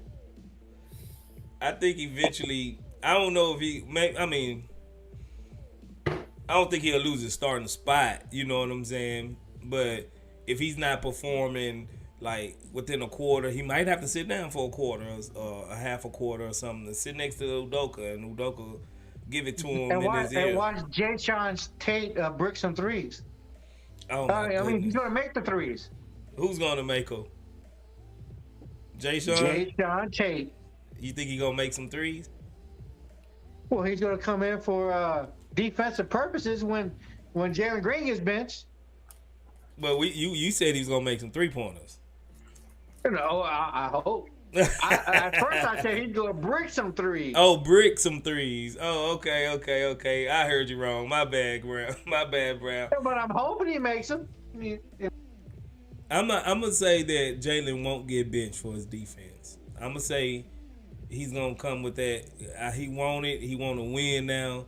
The old Jalen is dead and gone as far as defensively, and I think he's gonna come with it defensively. We done seen him lock up individually, stay in front of guys like De'Aaron Fox, Devin Booker. He can play defense. It's just, is he gonna be able to keep it up and keep it at a high intensity for 48 minutes or however long he is on the court? And I think these guys are so through with losing that he's willing to put in the work. Well, I want to say this real quick. Bring his ass back to the bench. Hold on, y'all. I'm saying something. What you said, KP? I said he's gonna brick his ass back to the bench. Who's that? Jay-Sean Tate? Yeah, if he's gonna brick some threes, he's gonna brick his ass right back to the bench. I was just saying that Dylan Brooks, you know what I'm saying, he talked a lot about, getting guys to buy in defensively, every position, and even Jalen talked about, not taking plays off, not resting, being committed throughout, every rep, you know what I mean? So I think Jalen gonna come in and he gonna be locked in as much as he can focus, you know what I mean? Because when you're young, you still gonna have proper focusing at times, but I think Jalen gonna come in and he gonna be dedicated to not looking bad and playing up to the level of the other guys around him, because Jabari, Tari, Amin, them guys, they take pride on the defensive side. Dylan take pride on the defensive side. Fred, all these guys that take pride on the defensive side, you're not going to be able to get a playoff without feeling like you're the only one who's not doing it. You know what I mean? So even Jeff Green. So when you out there, and you out there with anybody, Jay-Sean Tate, anybody, and you the guy that's slacking off, you're going to be the odd man out. You're going to feel bad. And when you on a team like that, and I can speak from experience, man, when you're on a team where everybody's going hard and you the one that's not going hard, you're going to step your game up, even if you don't have the exact potential or the capabilities to do what somebody else is going to do. You're going to at least put forth that effort. Yeah, I agree with EF, man. When you have, real vets on the squad, and, you got even someone as not as athletically gifted like Fred VanVleet, who can, be at the top of the league at deflections, I think Jalen's going to be going to be forced to be held accountable. Not just by Ime and the other coaches, but just by Fred VanVleet, Dylan Brooks, and just all the other vets that's going to be on the floor. And with with Tari and Jabari, trying to do what they can to get more minutes and to make a name for themselves as well and contribute towards winning. Jalen's not going to be able to have those large lapses in defense, because we know that he's got the physical capability to do it.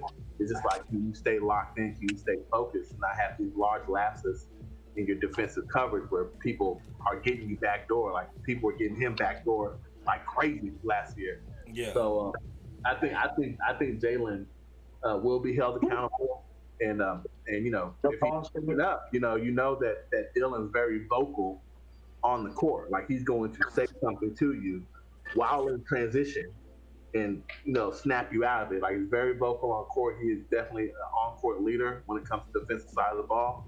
And then, like I said, like Fred VanVleet, you got some scorers. You got some guys who, Jabari stepped his game up a lot. Al Pete working on his game. Fred VanVleet might not pass you the ball, bro. Until you play defense. Right. You got some older guys who play a different code than how we've been playing for the past few years. Facts. Yeah, VanVleet knows how to get somebody else the ball. You know what I mean? Yeah, Space. I want to say that's another good quote by Udoka too, because remember Udoka, when they was talking about Kevin Porter Jr., he said that it was an open competition with Jalen Green between Kevin Porter Jr. and Jalen Green. Mm-hmm. And he said that, but I don't think he's a coach, or he's got to say that. But Jalen Green's he's our goddamn franchise. So, but he did say that it was an open competition with him and Kevin Porter Jr. I just think Kevin Porter Jr. would have been a great fit at the sixth man. But man, he said, he talking about minutes. He said Cam Whitmore gonna get minutes. Our man gonna get minutes, and I like to see Cam Whitmore getting a lot of minutes at the two. He's 6'8", but shit, he could play that too, man. He's young enough. He's agile enough. And he could play just like how you got 6'6" point guards, 6'7" point guards, 6'9" point guards. Why can't you have a 6'8" shooting guard? Well, if that's the case, then Cam Whitmore is in direct competition now that KPJ is gone with Jalen Green. So he telling me this guy is 6'8"? I'm not saying. He's 6'7" on the official list. He's 6'7". I thought he was 6'7", but still. But that's still Jalen big. Green 6'4". Jalen 6'6". No, he's not. Who said that? Yeah, he's 6'6". Jalen 6'6". Well, they put out the official. They put out the official height. So he grew 2 inches last year too, like Sengun? He's always been 6'6". He's always been 6'6". I'm gonna have to fact check that one. I'll have to fact check that. Hello. He ain't always. They got him 6'4". He ain't always been 6'6". Go to Wikipedia. They got him at 6'4". Yeah, a lot of websites. That's the old. That's old, bro. Look at the. Look at the 2023. They just released the. NBA.com. They just released the sizes of the heights today, and he was 6'6" last year. Okay. So if he is 6'6", Cam Whitmore 6'7", younger, can hit the three. All we need to teach him, just like Jalen Green, is how to pass the ball, be more of a creator for your teammates. Am I right? Because but we ain't got time for that. The only thing missing from Jalen Green is defense and playmaking. We already know Cam Whitmore can play defense, rebound, and he gets three and create his own shot. Oh, he's missing. Hold on. Let's cut to the chase. He can do everything. Brown Christmas. Are you saying that Cam Whitmore legitimately got a chance to take Jalen Green's spot? Fuck no. Hold on, because he pushing for Cam pretty hard. What is you saying, Brown? Let me know. I think if Jalen Green doesn't show enough defensive ability and this is, to me, I think the more defense he plays, the less chance of his efficiency scoring increases. And everyone wants to see his efficiency in scoring increase. But if his defense increases, I don't think that's going to increase so much. but he's still going to be a good player, and I think could actually be good trade bait. I'm sorry, that's what I'm saying. Don't get If we got somebody in Cam Whitmore who can also score at will, hit threes, get to the basket, there's a little bit of comparison. So hold on. Let me see if I heard you right. You saying Jalen Green will be good trade bait? Mm-hmm. That's what you said? Yes. Jalen Green, good trade bait. Ah, man. Are we starting all over again? So let me clear up something. I'm not trading Jalen Green and keeping Cam Whitmore if I can get more for Cam Whitmore because of his potential. Now, what I will say is, with the contract, if we able to extend Jalen Green and Cam Whitmore is looking like he is a year off from what Jalen Green is, let's say Cam Whitmore is looking like, hey, I can put up 25 and 7 and 7 right away, or 25, 7 and 6 right away. And Jalen Green is putting up 28, 5 and 5. And he looking like, super high flyer, all the flashy moves, looking sexy while he doing it, hair glistening and stuff like that. Then, I can see it. Right. You know what I mean? But I can see it because of the contract thing. And they're saying, hey, well, if we got if we extend Jalen Green, we're able to trade Jalen Green for a big name player, I can see it. But as far as having the experience and knowing the sets and knowing the defense and knowing all that stuff, Cam is just not going to be there for the next 2 or 3 years. You're looking at the sophomore slump. If was the no, we all be I know you love hypothetical trade situations, but there's no way, in my eyes, now I could be wrong, that we'll keep Cam over Jalen. I just don't see it. I just don't see it. But you trying to go with it. You trying to go with it. I just don't see it. It's a world. I mean, not this world, but it is a world where it could happen. Yeah, a whole lot of stuff can happen if we imagine it. It's just like Jaylen Brown and Jason Tatum. Let's say they end up being that good between each other. Which one of them are you trading? Out of Jaylen Brown and Jason Tatum. I'm trading the one with the bad knees. Jaylen Brown. Yeah, exactly. And who got an injury history and who don't?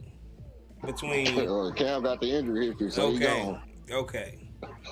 Well, I've been trading Cam since we got You've been trying to trade Cam ever since he put on a Rockets jersey. Shut it down, Space. Bizarro. Okay, my bad.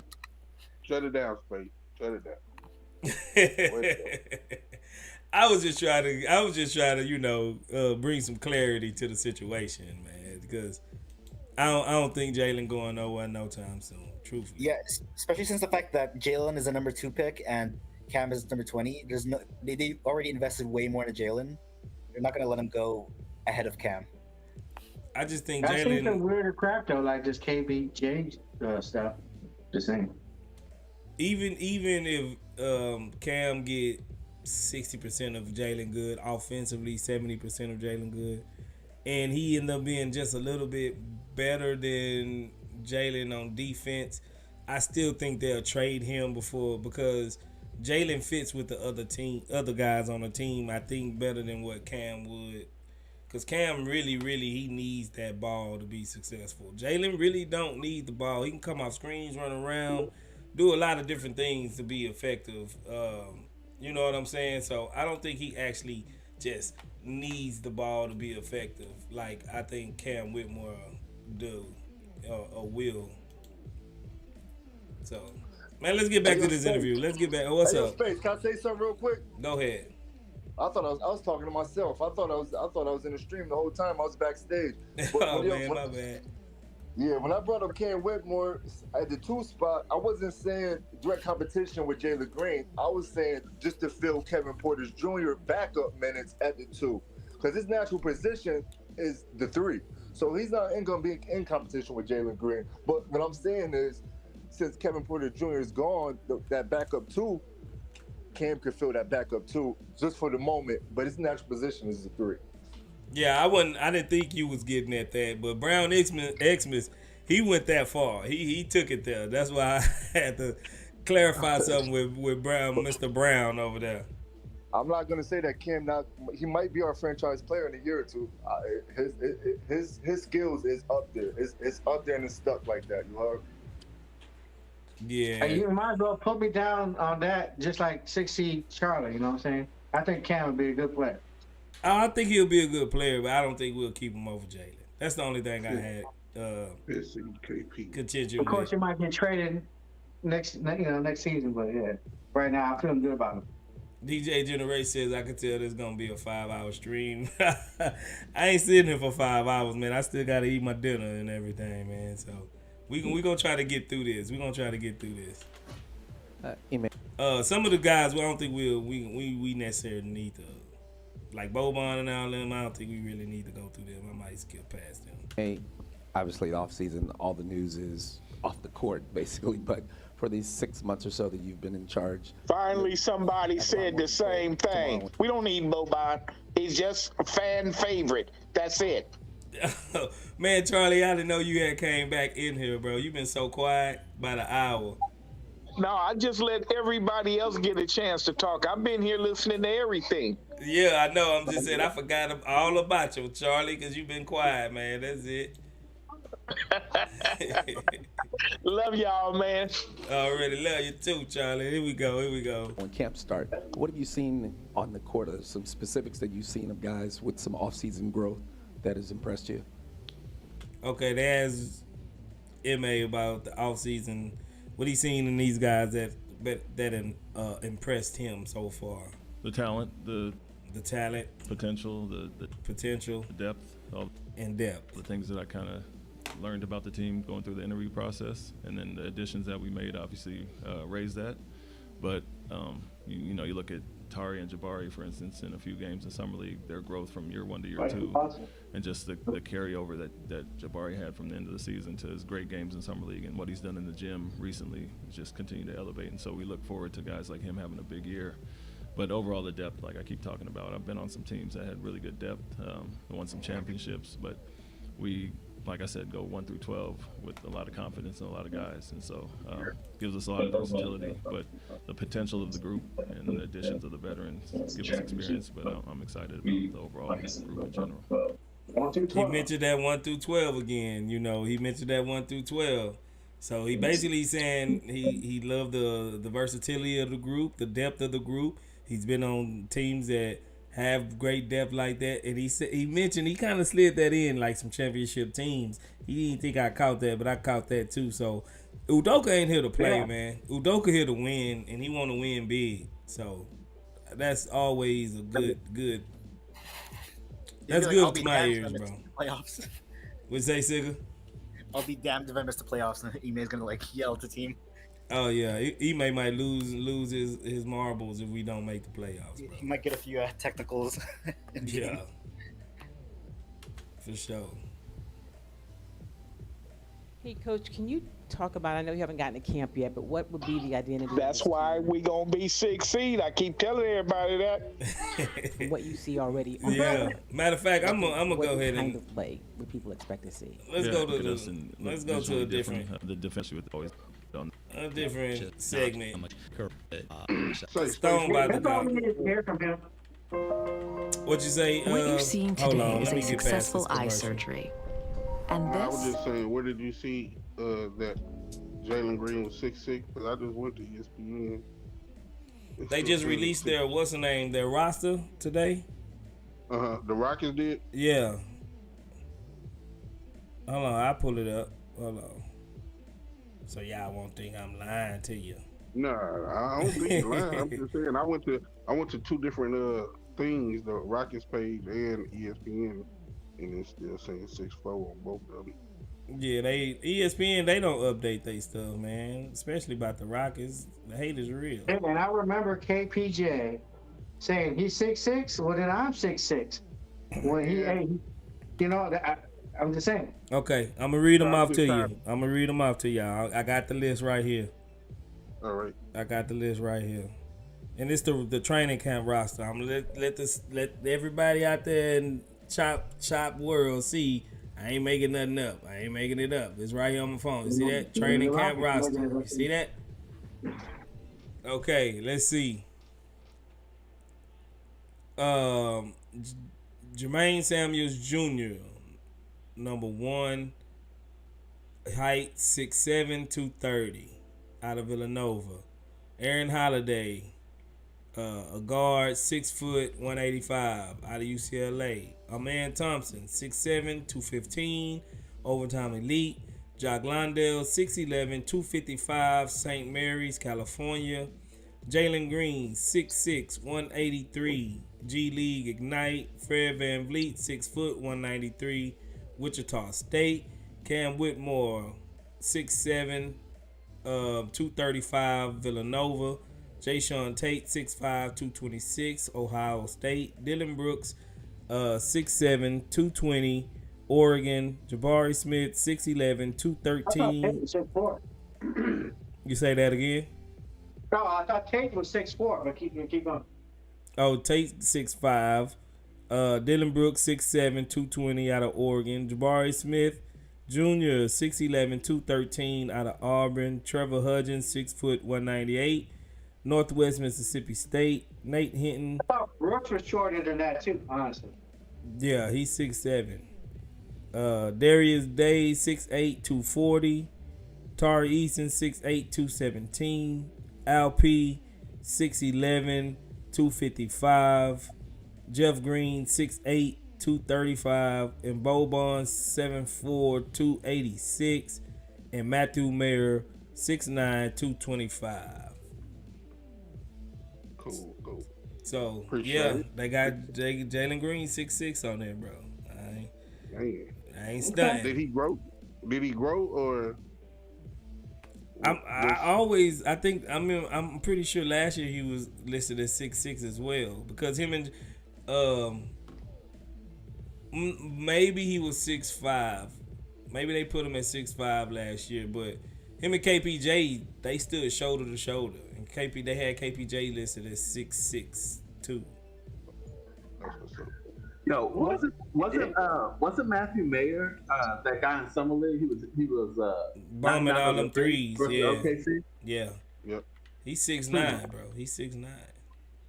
Man, dude, kind of tall. We got a fairly tall roster this year.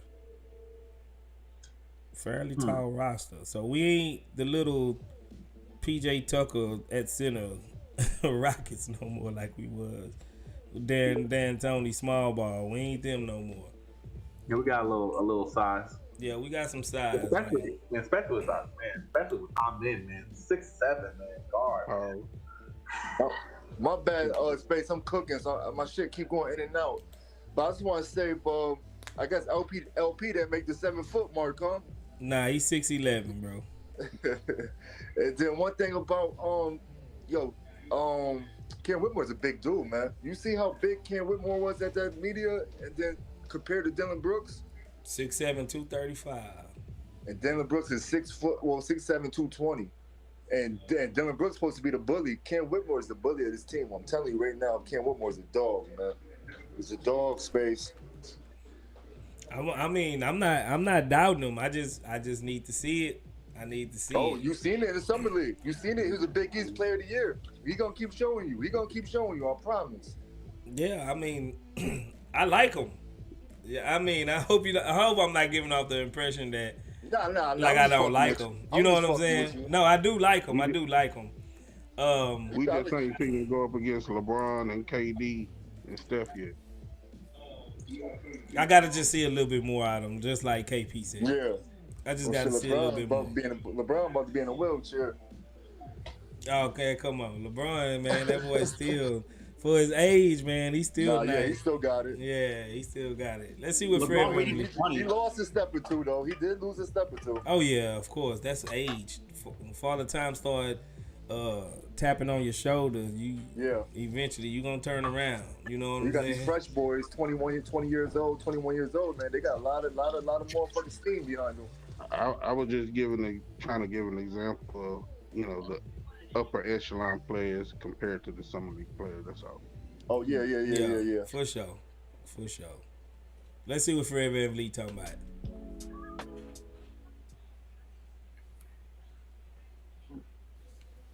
Hold on, before I go on. I did not hear him. How many? Who y'all really want to hear from? That y'all haven't heard. Well, actually, I want to hear from this guy because he's supposed to be a good quote.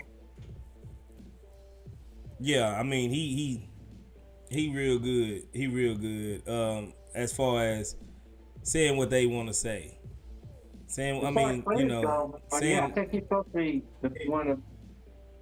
Well, shit, let's listen to him. Yeah, he's a vocal leader. Jabari, you watch Jabari yet? Yeah, we not yet. This the first player right here.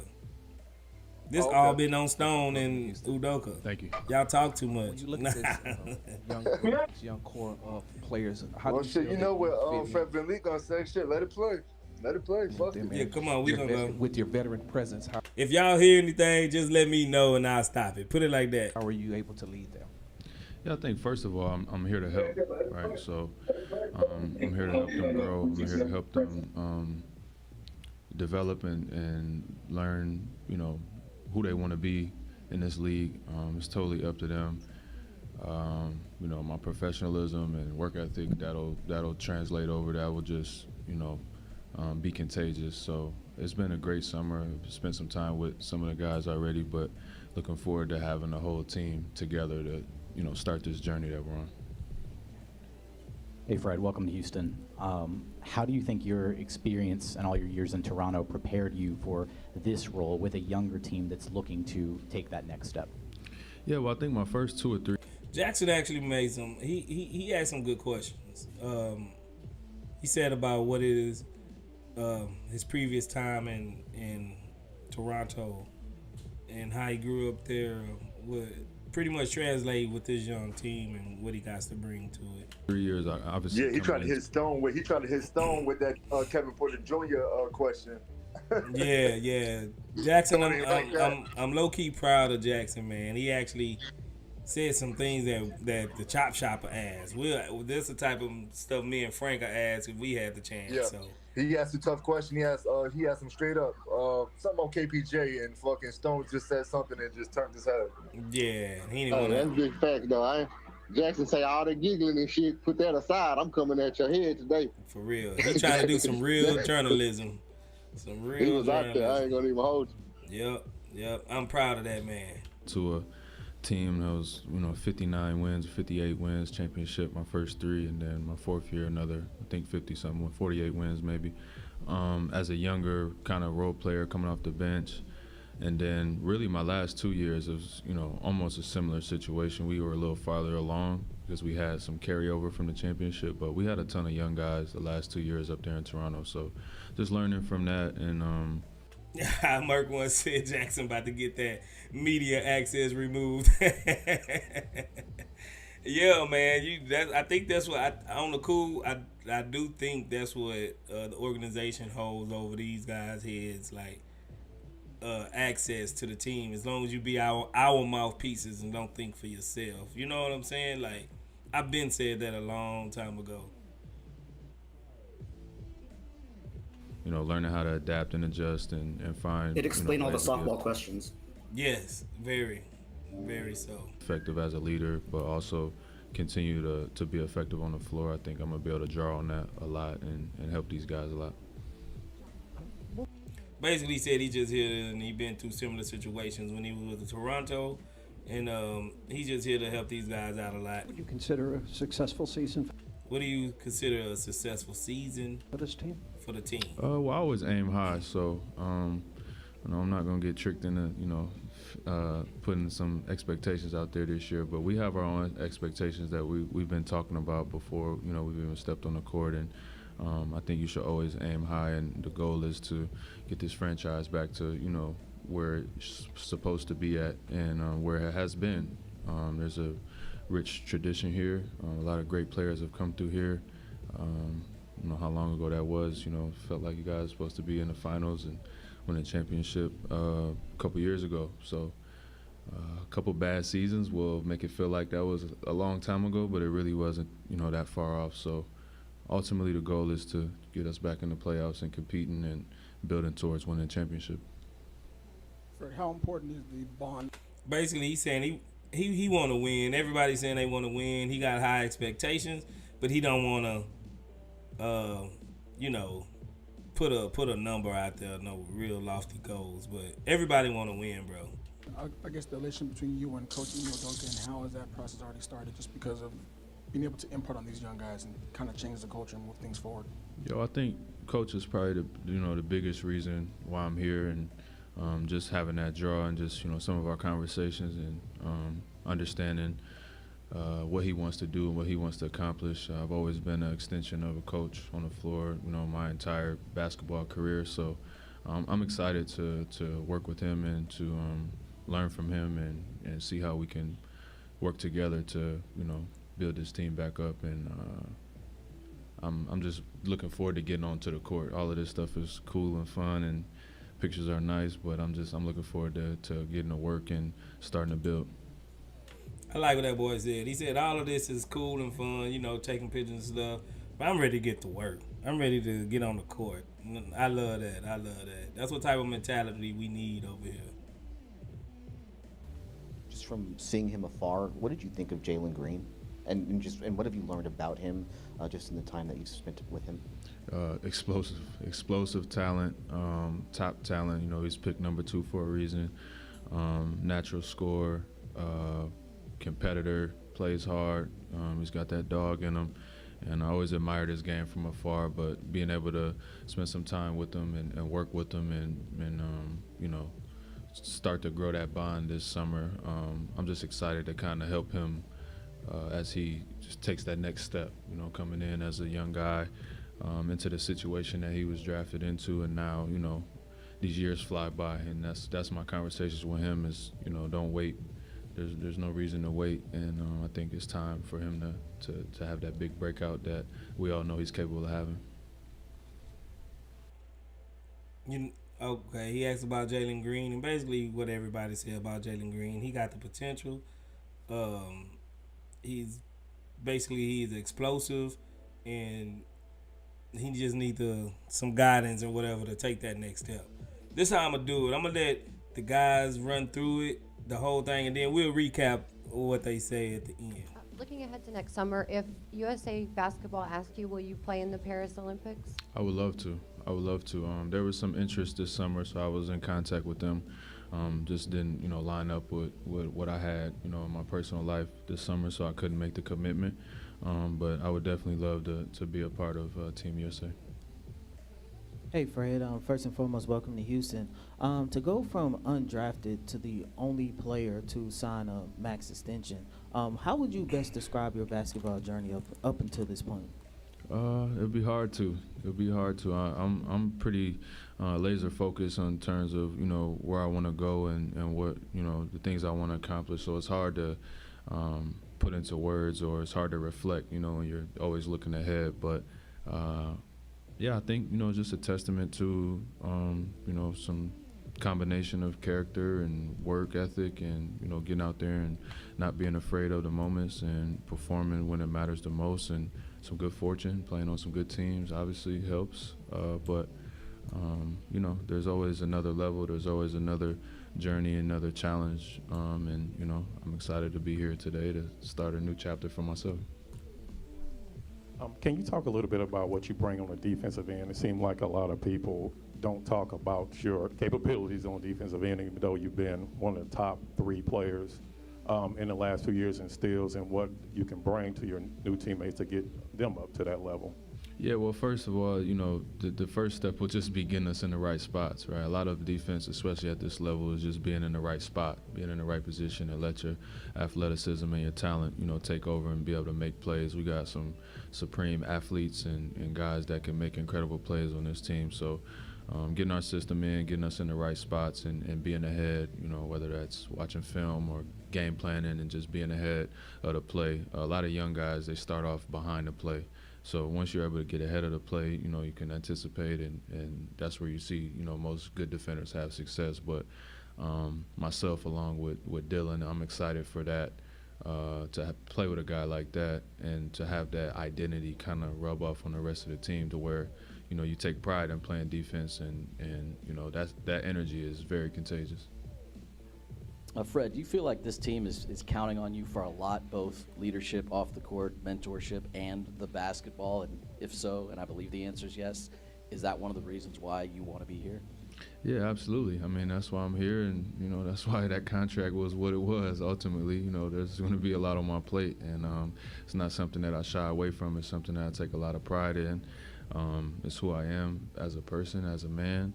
And I've been doing it, you know, in Toronto, and it may not be, you know, the same situation, but I have some experience in doing a lot of things for my team, and that's not going to stop for this team as well. So, again, I'm going to be who I am as a player, as a teammate, but there's always room to help guys along the way, and the faster we can get these guys, you know, up to speed and playing consistently, then, you know, the success level of this team will grow fast.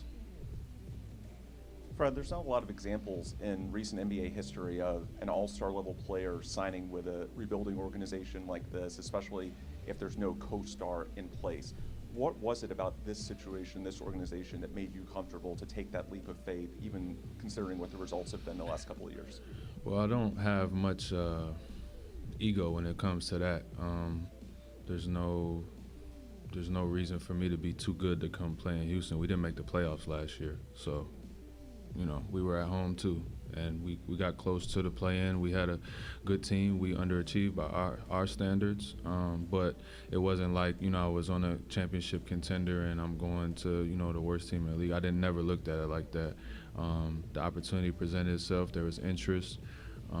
Obviously, you know, my last situation was what it was, but conversations with, you know, management, coach, looking at, you know, trying to look ahead, plan ahead, see the future a little bit.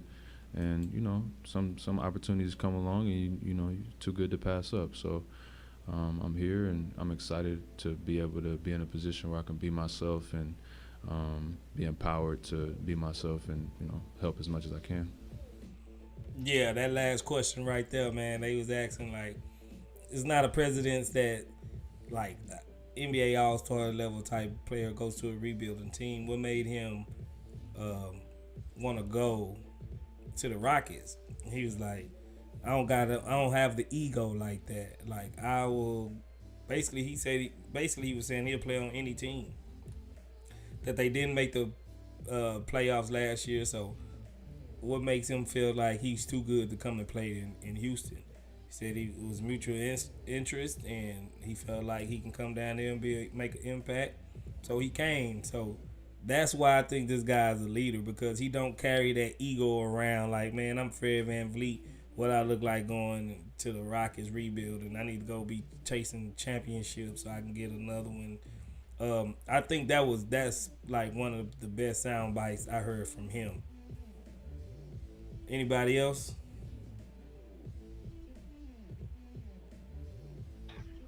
No, I like the you know, when he was talking about playing against the Rockets, you know what I mean, and how they were flying around and how he kind of seen the athleticism and stuff like that. You know, that's kind of what I took away from him, because I think, and then it's that's like you said, like a running theme. And when you talk to players who wasn't on the team prior years, and they see the talent, and they, you know, and that kind of helped them gravitate to what we're doing, and they look at it and they say, man, these dudes is playing like this, or these dudes playing like that, and they see something there, and they, you know, obviously as basketball players, you know when something is good and when it's not.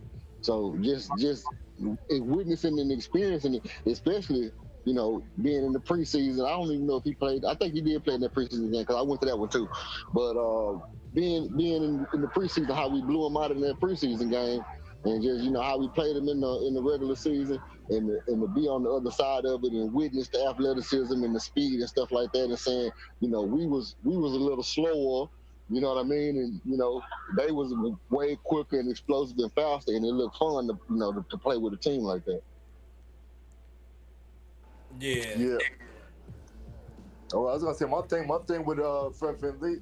My only thing with Fred VanVleet is he had a lot of young boys over in Toronto. That team was actually young. Anobi, what's the other dude name, man? Scotty Barnes. Those was young dudes, and they had like, I guess they was having problems, like locker room problems, on the court problems. They wasn't getting along. So my thing is, can Frederick really lead these young boys? I think it's going to be different, him coming to Houston, because, you know, when you're in a situation and the franchise draft another player, top 10 or top 15, they come in to replace you. So I think it was a little bit more of that. So now him coming to a new team and being just a veteran piece and not have to worry about somebody coming up behind him and take his spot, I think he'd be a lot better. Wasn't the problem in Toronto is that the roster construction was the biggest problem? It's not really. Yeah. They had a lot of personal. They wasn't getting along, I heard. Yeah, because they all played the same position. They always like, besides Fred VanVleet, they always like 6'7", 6'8" wing guys, and they was all, and they didn't really shoot the ball that good. And Scotty Barnes, I heard, was a problem. Like, he wanted that to be his team after he won the Rookie of the Year, and they was just bumping heads, and you know, Nick Nurse really couldn't rein them in, and it was a whole bunch of stuff. Because that team got a lot of talent. Pascal Siakam. So that team, for them not to make the playoffs in the East, something was going wrong. They only won 30-something games. And they got everybody. They had Fred VanVleet, Scotty Barnes, Anobi, Pascal Siakam, Gary Trent. All these players, you can't make the 8th seed in the East or the 10th seed in the East. Well, VanVleet was hurt. He was hurt a nice little bit of that time last year, too. Well, Anobi was, too. But yeah, mind you, like Space was saying, is that when you all-star point guard, and you know you really was there on the championship team, Pascal Siakam, you know, it should be his team, and you really, you know, younger than Pascal, so we should be being ready to get turned over to you. Like if you look at how San Antonio do it.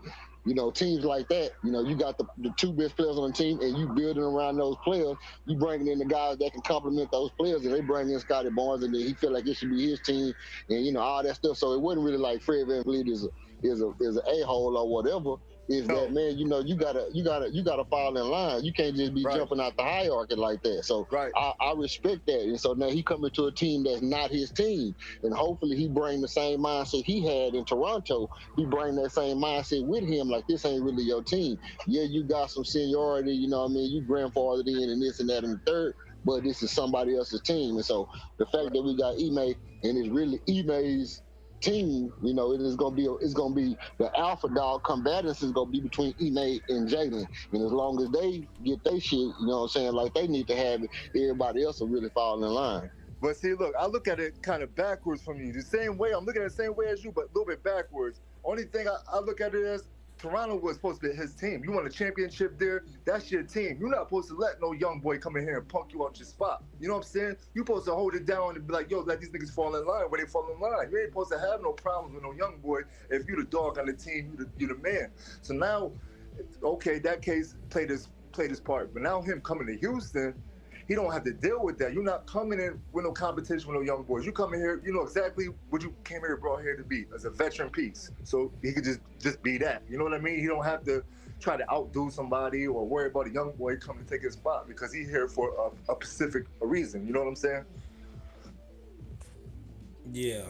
Thanks. Let me see. Hey, I just want to say this though. Samuel Jr. I think when we be talking about players that, you know, obviously Meyer, I be thinking, you know, Samuel Jr. is gonna be a surprise too. I ain't gonna hold my breath. Not on him.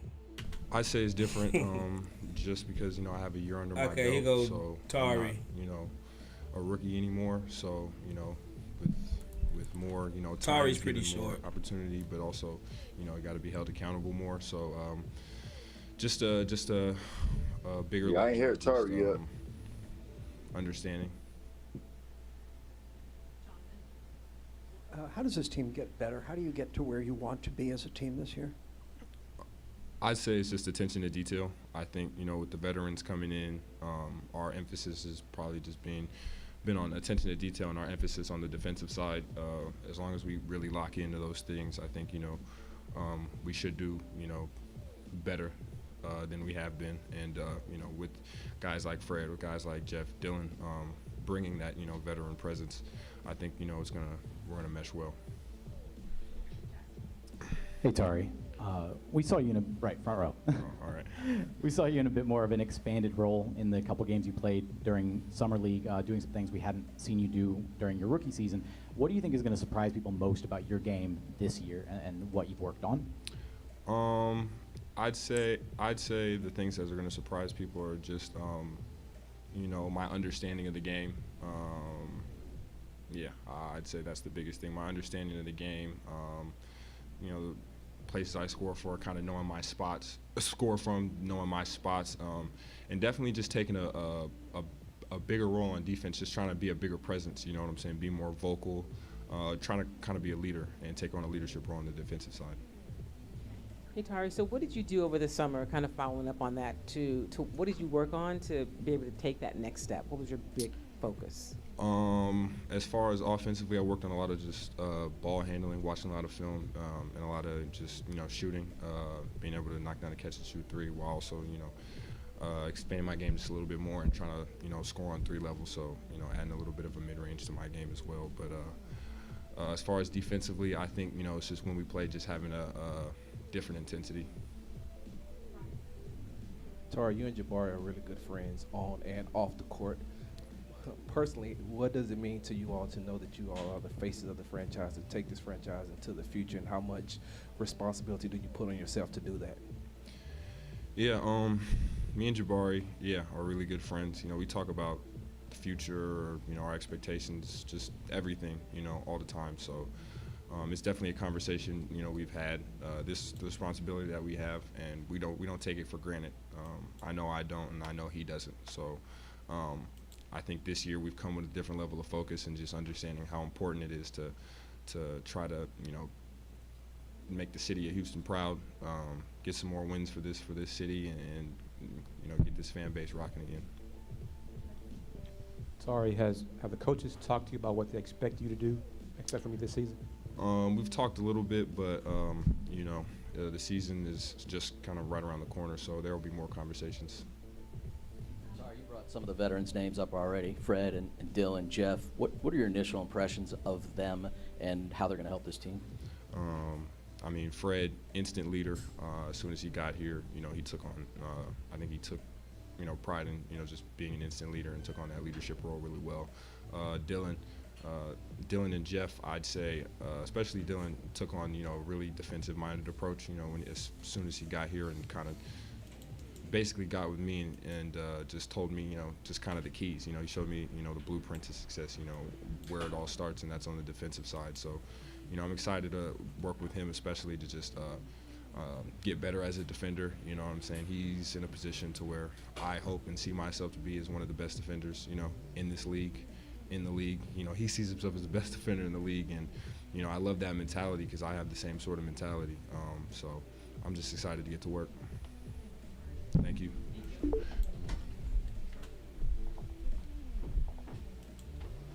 Yeah, that was a quick one. I liked everything that Tari said right there, man. He seems more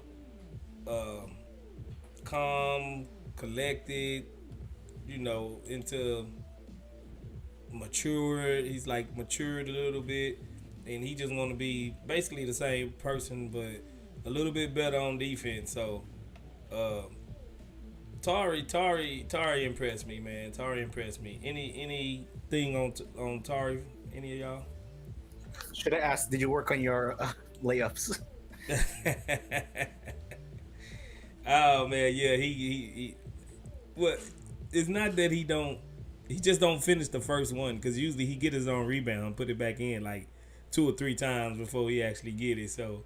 Yeah. He do need to work on that a little bit. He said he was working on his shot and stuff. So, dribbling. What'd you say, KP?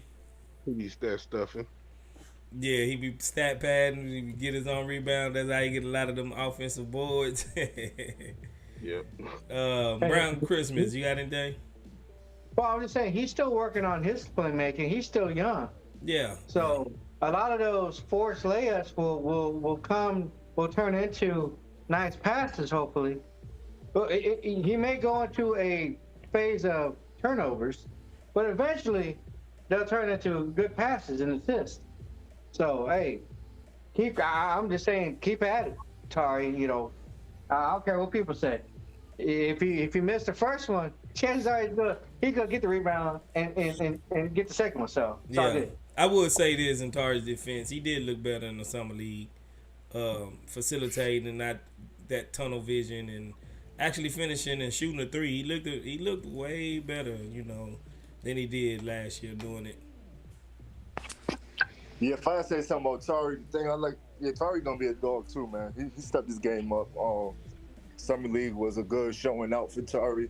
But the thing I like about what Tari said was probably at the end when he was talking about Dylan Brooks, how they're the similar type players, and how that Dylan Brooks shit gonna rub off on him. You know, that defense. You're gonna have no better player in the league for Tari than Dylan Brooks, man. They're similar type players, and they play defense, but Dylan Brooks can give them that mental game because I don't think Tari got that mental game yet where he could talk and get in players' heads.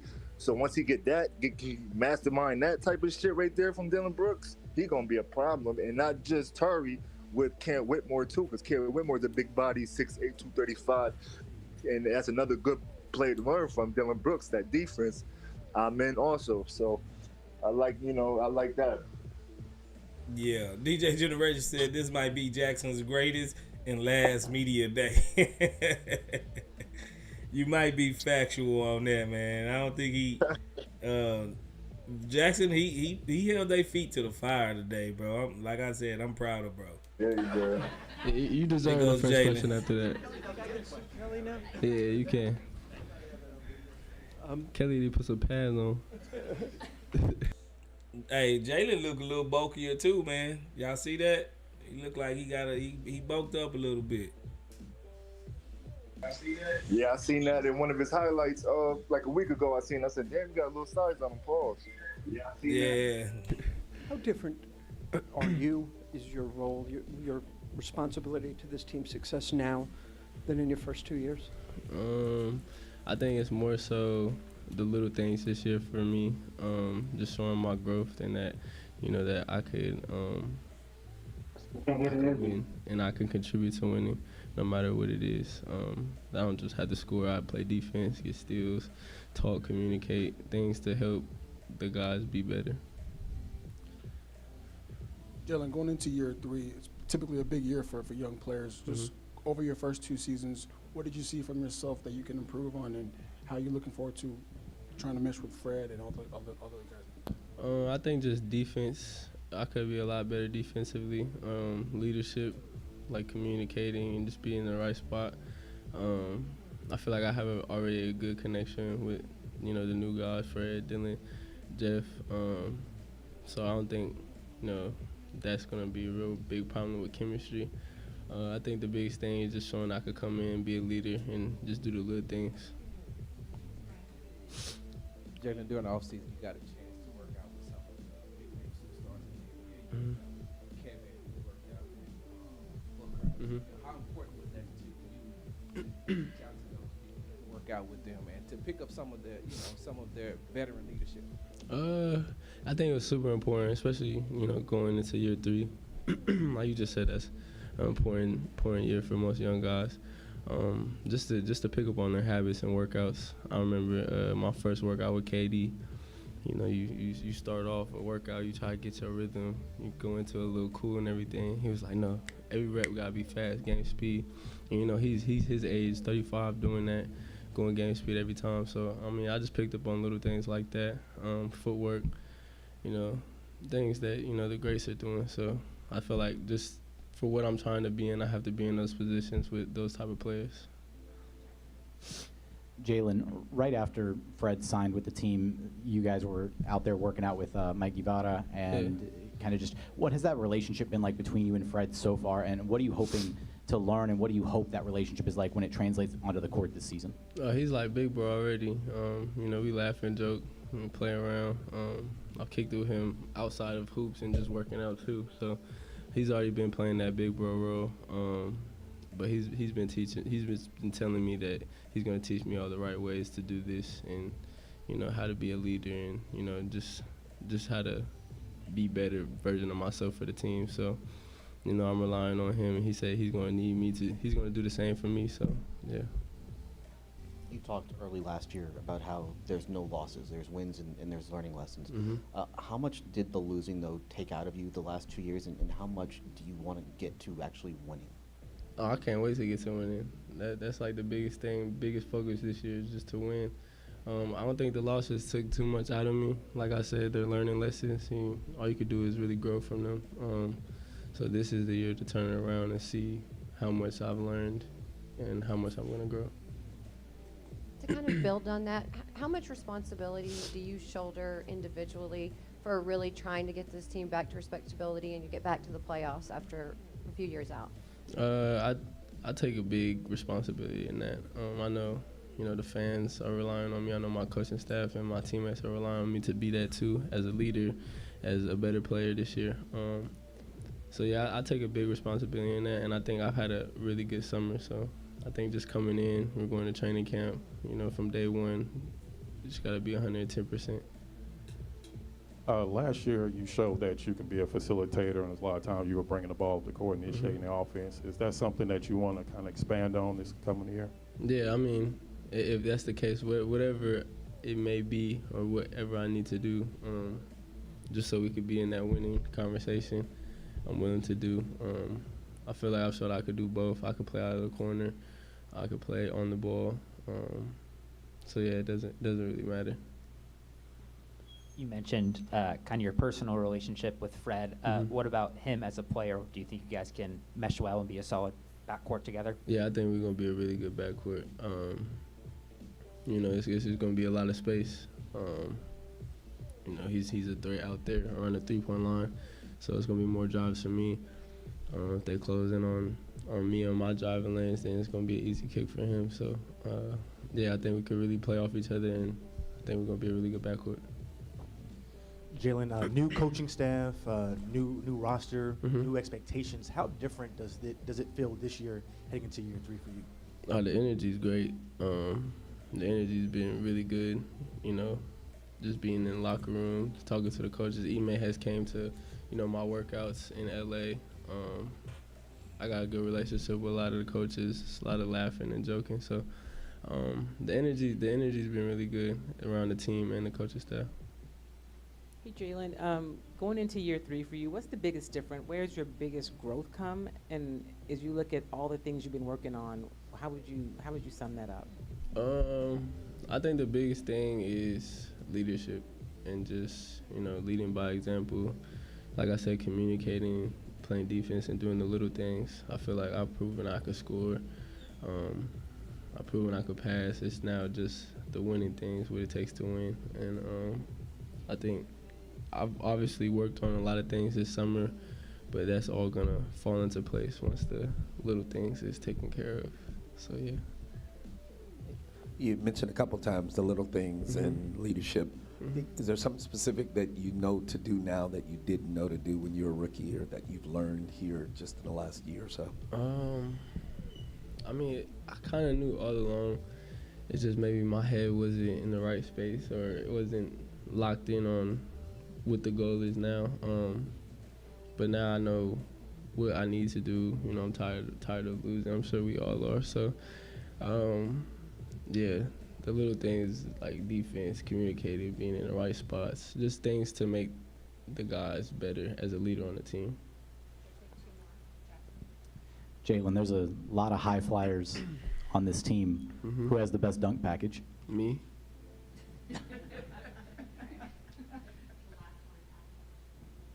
You've gotten to play with Albie now for a couple of years. Just how have you seen him grow over the course of this summer? I love LP. We've been playing pick and roll 2 years now. I think we capitalized on that pick and roll. It's either I'm going to get a shot or he going to get a shot. So, yeah, I mean, his growth has been really good. I think he's gotten a lot stronger.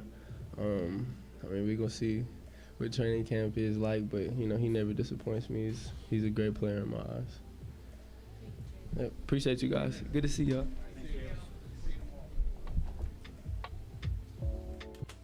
Yeah, bro. I think what I took most about it, that he want to get better, he want to get good, and he mentioned that he want to play defense. Like, it's almost like he almost mentioned towards the end there that he wasn't putting his whole effort on the defensive end like he should, and like he's gonna step up and be a consistent force on defense this year. That's exactly what I was about to say, Space. The one common theme with all these players, I don't know if you guys listening, is defense. Everybody's mentioning defense. So, and I don't know, I don't know, you didn't watch Dylan Brooks yet, but you probably did before this, but Dylan Brooks even said he top 5 defense. That's what came out of his mouth. So, the common theme is defense. I like it. Oh, another thing about Jalen Green is, man, we just can't evaluate him on it. You know, they asked him about the first 2 years, about the losses. We can't evaluate these boys on those first 2 years. It wasn't on structure. It was tanking seasons, you know. So it's like, man, with a coaching game plan, a real coach, real game plan, we're gonna see what we got. Exactly. Okay, my boy Jabari, my favorite player, is up next. Envision year 2, Jabari Smith Jr. Hey, but look at Jabari's shoulders, man. Look at this boy biceps, man. Jabari over 1 year, he got jacked up too. Look at him. Yeah, he yoked up. He got jacked up and got a bunch of tattoos. Yeah, he got some tattoos. He got a nice little bit of tattoos. You know, his whole sleeve. Yeah. Hey, before you get into that, Jabari, let me, you know, so I don't mean to rain on this parade, but the one thing that I heard from Jalen that I did not like is I just need to come in and show I can be a leader. I don't think that's, you know, for me that's not really a leader type statement. You know what I mean? You know, you don't come in and show you can be a leader. You just come in and do your job. that's it. It ain't like, you know, I need to come in and show somebody I can be a leader. That almost sounds like head honcho talk. You know what I mean? Kind of, sort of, in a sense. So I would have felt better if he wouldn't have said that. I don't feel like horrible that he said it, but I'd have felt better if he'd just left that off the table. Like, I got to come in and show I can be a leader. No, you know, you don't have to do that. You got to come in and bust your tail, do your job, you know, and be vocal. Or, you know, I need to be a leader on offense, or I need to make sure that I'm scoring well on offense, or I need to be more vocal on defense. You know what I mean? Something like that. I hear what you're saying. Now the police coming. Man, they coming for you, EF, all them messed up trades you've been trying to give us. them the M&Ms, man. I'm busting boys' heads, man. M&Ms out here. I am that I am. Appreciate that, man, for becoming a member with a star package. Good looking out. I am that I am. Appreciate it. I understand what you're saying, but at least he's saying he want to be one. At least he ain't saying like I just want to come in and get my points, or you know what I'm saying, some selfish type stuff or whatever. But at least he's saying he want to be a leader. But what's good is all of these guys came out and said that they want to be a leader. So if you got somebody gonna have to be an Indian, we got a lot of Chiefs. So who's gonna be the Indians on this squad? I think everybody. Udoka is only chief on this motherfucking team. I feel that, but everybody said, "Hey, I want to be a leader. I want to be a leader. I want to be a leader." Everybody want to be a leader, man. So hopefully this year we'll see who really is the leader, like who will step up. And you know what I get from that though, that everybody is going to hold everybody else accountable. That's what I get from that. So I don't have no mind with that. Wouldn't it have been good to hear him say, "Hey, you know, I just want to come in, you know, and be very vocal on defense and making sure I'm communicating with my big man, and I want to, you know, learn as much as I can from the veterans on the team, you know, and just stick to a humble, you know, just a humble mindset and just a blue, you know, a lunch pail and hard hat type mentality, and just say, you know, this is my mindset, instead of saying, hey, you know, I want to be a leader, I want to show that I, you know, I mean, you know, the thing is, for one, he's young. You got to remember, he only 21, 22. He's young still. And the thing, I think what he's just trying to say is, he know he's a franchise. He know he's a franchise player. He's a top 3 pick, top 2 pick. So he's just saying, I know, I've been slacking the first two. Well, not slacking. But first 2 years was bad. I know I'm the franchise player. I gotta come and put my stamp on it. That's what he's saying. I can feel that. I can feel that. Yeah. Hey, another thing is that he understands what leaders are, and they're good communicators. So as long as he's part of the communication team-wise, he's part of the leadership. So as long as everybody has good communication, we're good. Yeah, I'm not upset that he said that he want to become a leader or be a leader. It just seemed like they just want to hold each other accountable, and don't let nobody take a playoff. Don't let nobody take a playoff. Like he said, I also like what he said when he said he was working with KD. When KD was like going through their drills and stuff, and he was like trying to take a break, and he was like, "Nah, man, come on, we got to go, gain speed every drill. We got to do it. We got to do it." So that's a good thing, man. I heard from them as well. Let's go, my boy Bari. Just build, man. Like, show what I added to my game, show what I've learned. Just be more confident, more consistent, and just look like a whole different player, really. Confidence-wise, swagger-wise, just a whole different player.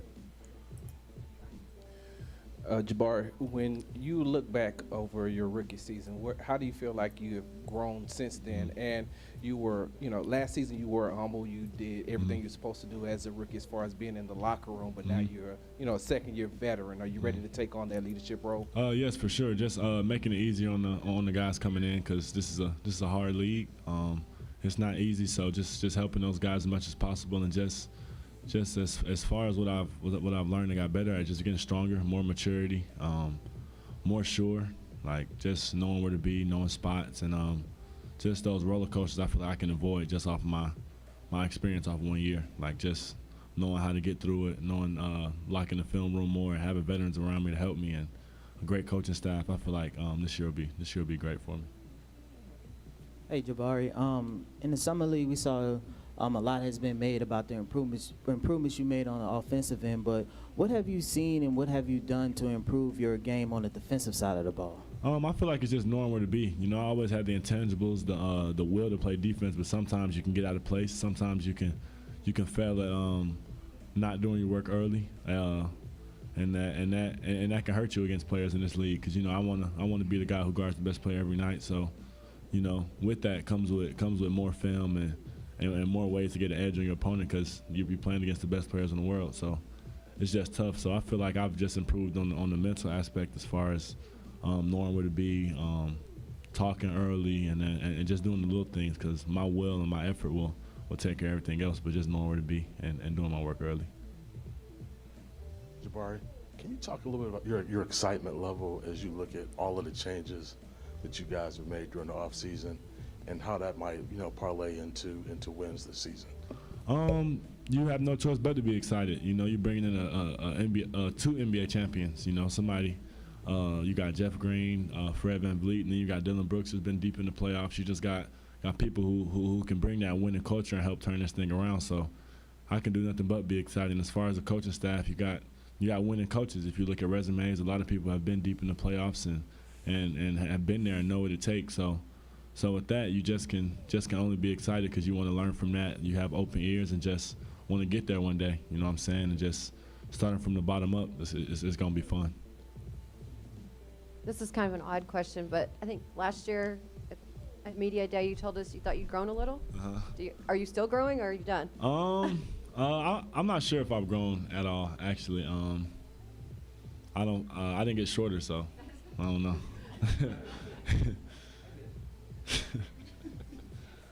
Jabari, you said you wanted to guard the best player on the other team. I remember your rookie season in Summer League, you and Tari kind of were going back and forth about who was going to guard the best player at that time. When you add a guy like a Dylan Brooks and you add Fred VanVleet, who does guard that best player, and then how excited are you that you were able to add some defensive-minded guys on the end of the floor?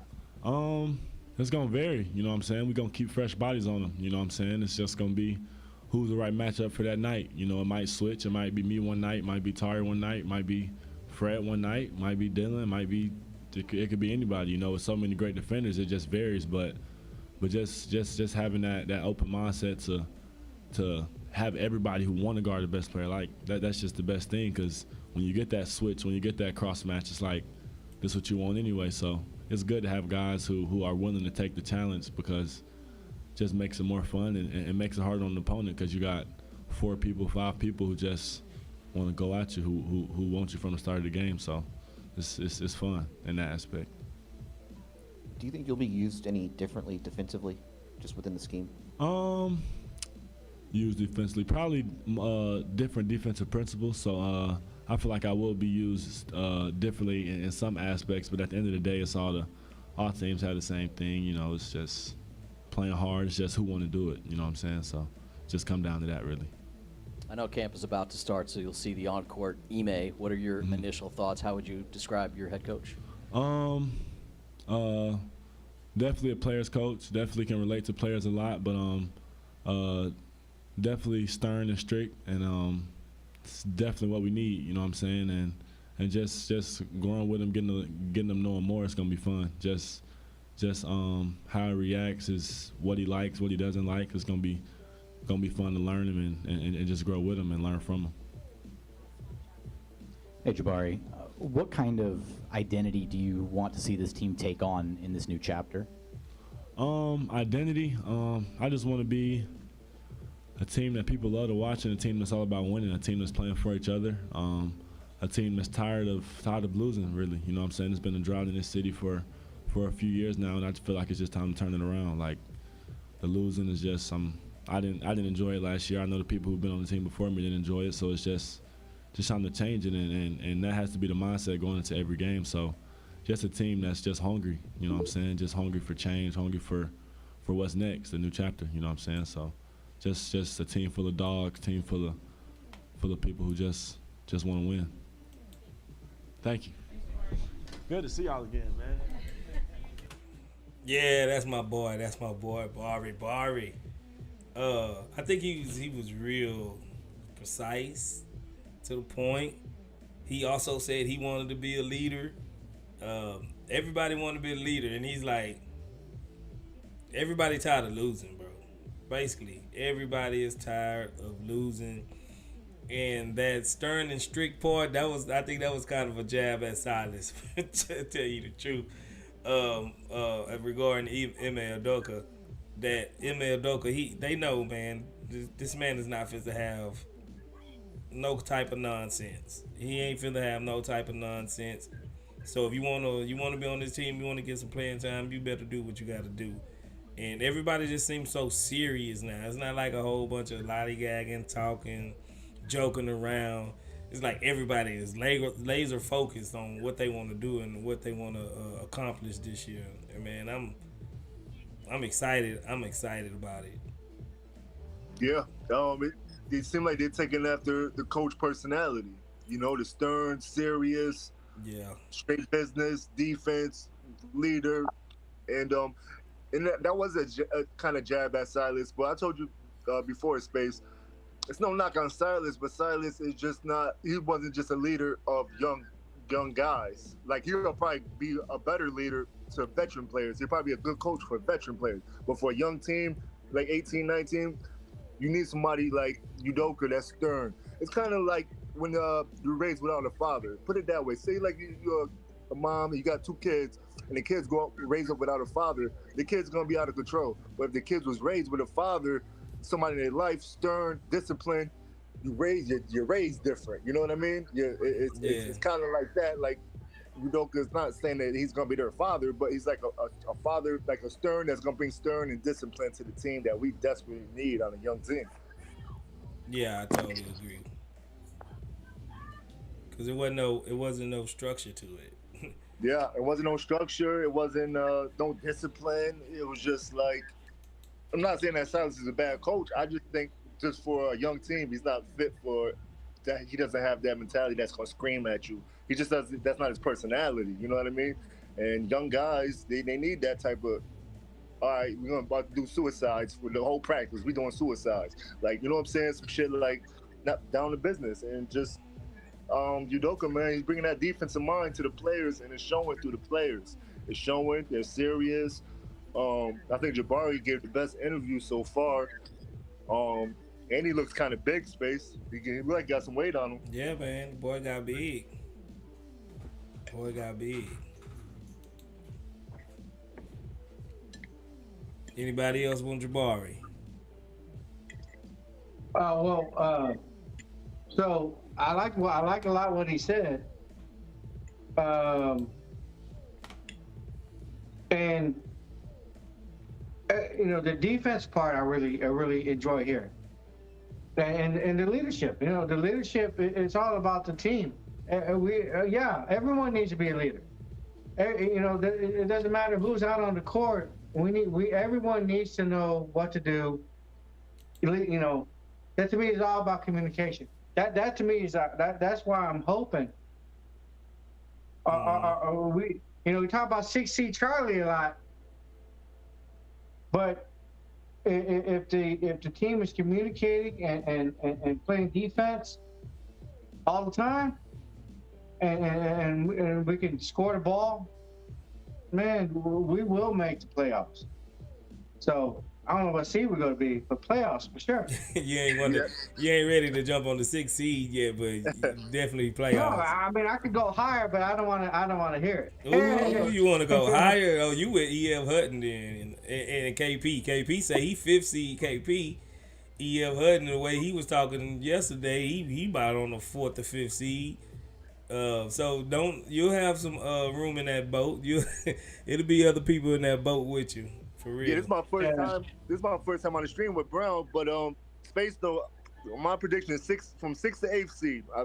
But I said we're no different than the Kings. If the Kings could get the 3rd seed last year with De'Aaron Fox and Sabonis, and Mike Brown being a new coach and had them in the top 10 defense last year, what's the difference between us and the Kings?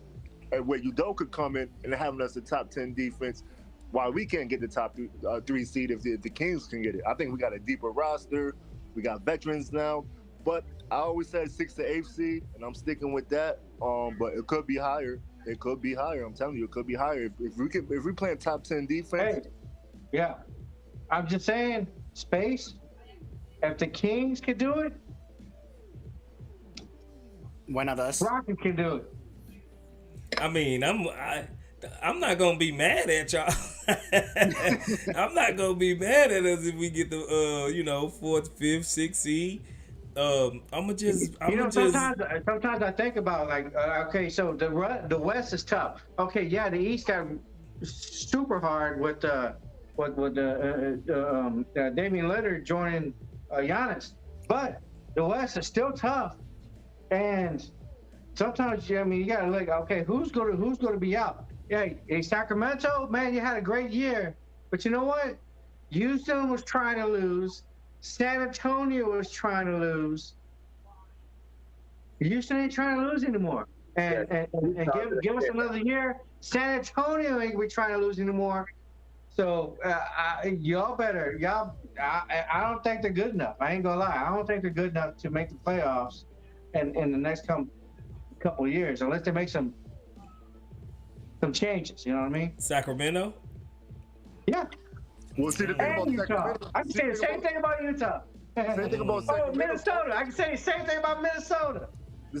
I'm with you with Minnesota. Go ahead. The thing about Sacramento is they play defense. Defense wins you a lot of games.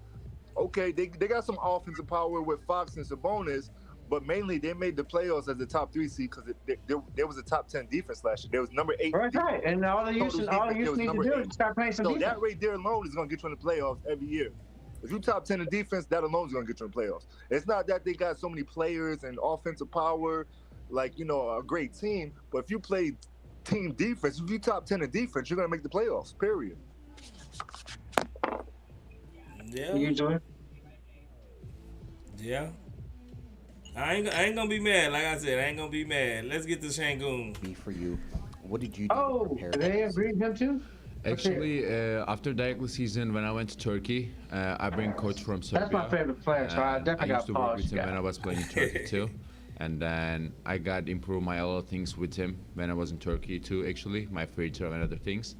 So I worked with him like 1.5 months. It's been great. So, and then I believe my shoot is not bad, but I need to set confidence about my shoot, because like, you know,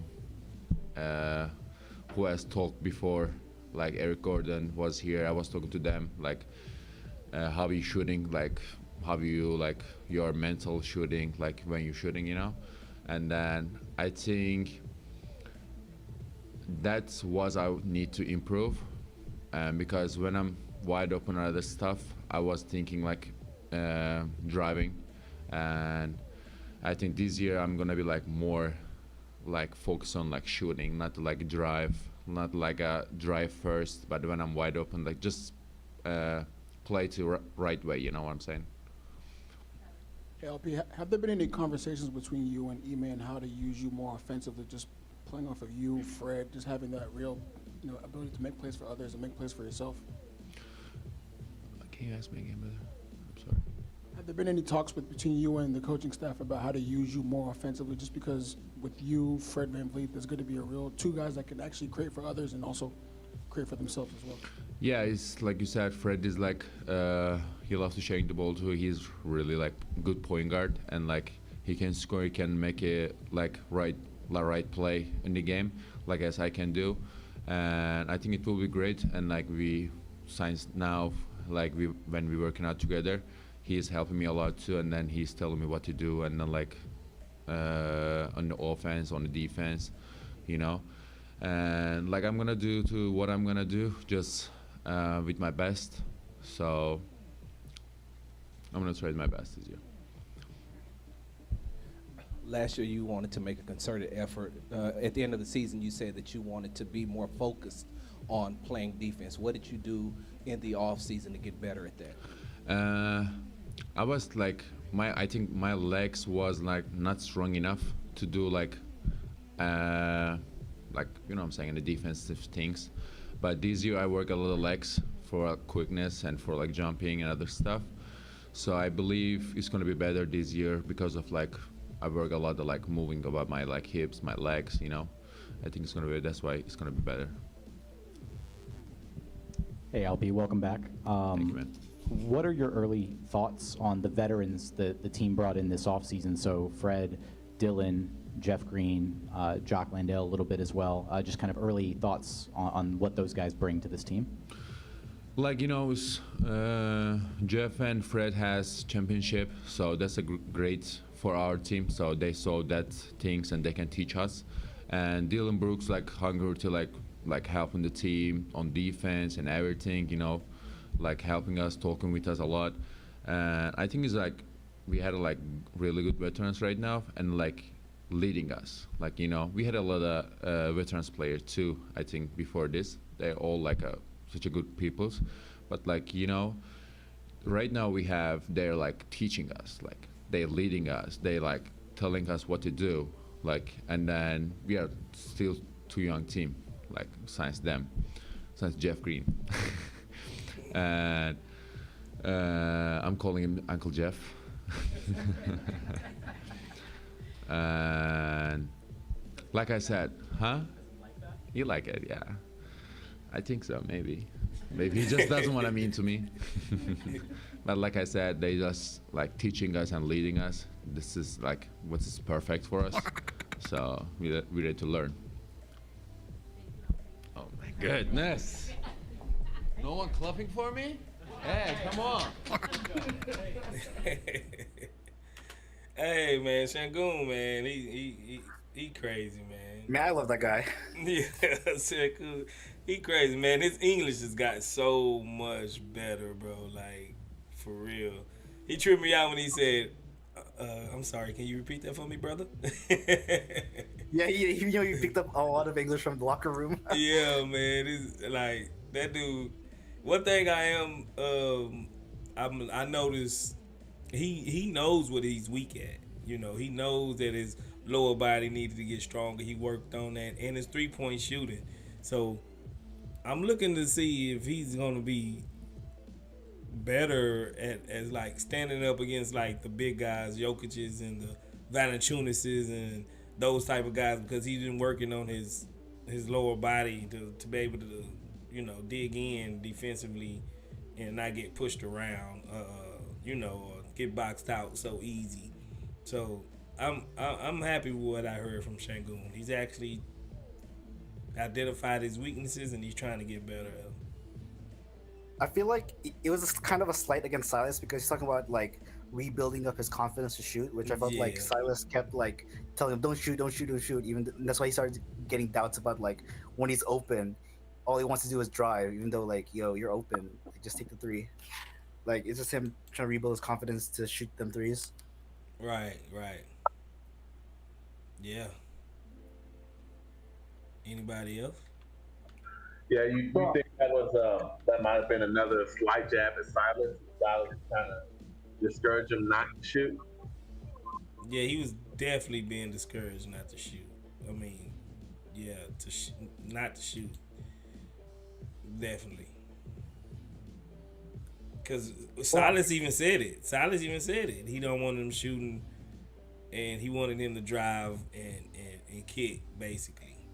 Silas said that. You know what? I'm fine with Silas saying that. That's all good. He was hard on LP. He's probably the only guy he was hard on. Oh man. Anyway, last year. But I'm just gonna come out and say like LP is my favorite player. His English is not that great. And the better he can get with communicating with the rest of the team, the better the team's going to be, because just like I'm hoping Amen Thompson is, he can read the game. We already know he can read the game. It's just about him communicating the game to the rest of the team. Yeah. And there's a little bit of a language barrier, but he's getting it. Hopefully, Amen Thompson can come in and do the same thing. You know what I'm saying? LP may be a better, it just sounds stupid, 3-point shooter than Amen, but eventually Amen will get better at that too. And if they can coexist, to me, that is like a beautiful pair. And y'all can argue about that. Y'all talk about that. What do y'all think about that? I'm curious about Alpi and Amen kind of playing together, like two guys that can read the floor well, and seeing what kind of they do, like how they run the rest. They get everybody else involved. Yeah, just imagine like the pick and rolls and stuff that they can do together. It'll be exciting, really, because each one of them, either one can be the picker or the roller, and one can be the ball handler, and they can be interchangeable because they both can actually handle the ball and pass very good, and both of them are savant level. So even if they do the pick and roll together, that don't mean they necessarily got to give the ball back to the one that don't have it. Exactly. So they can do skip passes and short rolls and kicks to all kinds of things they can do off of that pick and roll together. Yeah, you heard what Jalen Green said earlier. I'm hoping to see that. He loved pick and roll with LP. He loved the LP and the pick and roll. That was Jalen Green earlier. So Amen, man, I think Amen is going to be a little bit better, because I think Amen is going to be a better decision maker than Jalen Green, because Jalen Green is more just a scorer. So Amen is more mental, cerebral in that sense. So with Amen coming off that pick and roll with and LP is cerebral also. So with those two in that pick and roll, is going to be deadly. Silas was crazy not to let freaking LP shoot the three, because that's only he's missing a few things, but if he could get that in his bag, like I hate to compare him to Jokic, but if he can get that three ball in his bag, that that pick and pop three, or just the three ball in general, man, he's gonna be deadly. And the language barrier is kind of a thing, but basketball, when you're playing basketball, like you can play basketball without talking. When you're king, you get it. You can play basketball without talking, kind of. But another thing is he has a translator in practice, so he knows exactly what's going on in practice, where he's got to be, how he's got to do it. So it's nothing like that. He's got a translator for that part. And then, like, I think what he was trying to say is he was working on his lateral quickness. He just couldn't. His English wasn't that good. What he was saying about his legs and his calves. Yeah. That's more of your lateral quickness, getting back to the rim to protect the rim, moving side to side, laterally. So, like you said, he's working on his weaknesses, man. So, sounds good. LP is one of my favorite players on the team too, man. I got high. I always said when AP 25, he's gonna be a superstar. He's only 21. Yeah. Yeah, LP's gonna be good, man. He's gonna be a good player. Definitely. Y'all want to hear Uncle Jeff? Now. Again? How long is it? I mean, he talks about 10 minutes. Yeah. Nah, go to freaking somebody else. Do you listen to Dylan yet? I'm talking about Uncle Jeff. Yeah. I'm good on. Yeah, from the beginning. He was on the first, right? He talks a while. I was gonna do Uncle Jeff. I was gonna skip Tate. I don't care about Tate. I was gonna do Dylan Brooks and Amen and what's the name is a very short. Yeah, Whitmore. Let's hear Amen. I want to hear Amen. I want to hear very Amen. short. I think we can skip Jay Sean and Boban. Uncle Jeff. And Boban. And Boban. I didn't know Boban was still on the team. I've heard them before, so let's hear Amen. Let's see who next. Did you Dylan hear Brooks? Yeah, I want to at least hear Brooks and Ahmed. It was like at least. Yeah, Dylan Brooks and Amen. Yeah. Cam Whitmore. So no Cam Whitmore. Cam Whitmore is short. It's short. Oh yeah, Cam Whitmore. Yeah. Okay, it's short. Nah, Cam is short. Cam is like a minute and 30 seconds. Yeah, come on. We'll do Cam Whitmore Cam, first now that then. you've We listen to Cam right now. Now that you've kind of settled in, you've gone through the draft, summer league, kind of, how do you feel right now, and just how you've grown from that moment, from summer league to where you are Somebody right mute now? their and what are some of the things background? you kind of set out that you want to achieve in your rookie? I would say I'm definitely, just grateful to be drafted by the Rockets. I'm definitely grateful to be here and just, now I got some vets, Fred, DB, Jeff, then coming in, it's just, they gave me a lot of advice coming into the game, how it's how you're supposed to take care of your body, how it's 82 games, how the players are different, everybody is smarter, bigger, stronger, how to just adjust pretty well. So I mean, just really having those vets by my side every day is definitely very encouraging. Grateful for it throughout the whole entire season. I'll say achieve. I mean, just make the most of it. I mean, I'm not really looking forward to have any accolades right now at the moment. So I mean, just make the most of my rookie season. Just enjoy it. To be honest. Hi Cam. You kind of hit the ground running in summer league. What about your game specifically? Do you think is well made or well tailored for the NBA? I would say I think I'm a very versatile type of player. I mean, a player who can has the confidence and the ability to just do anything on the floor. I mean. I would say I'm a very strong guy, and I can get to my spots by any means possible.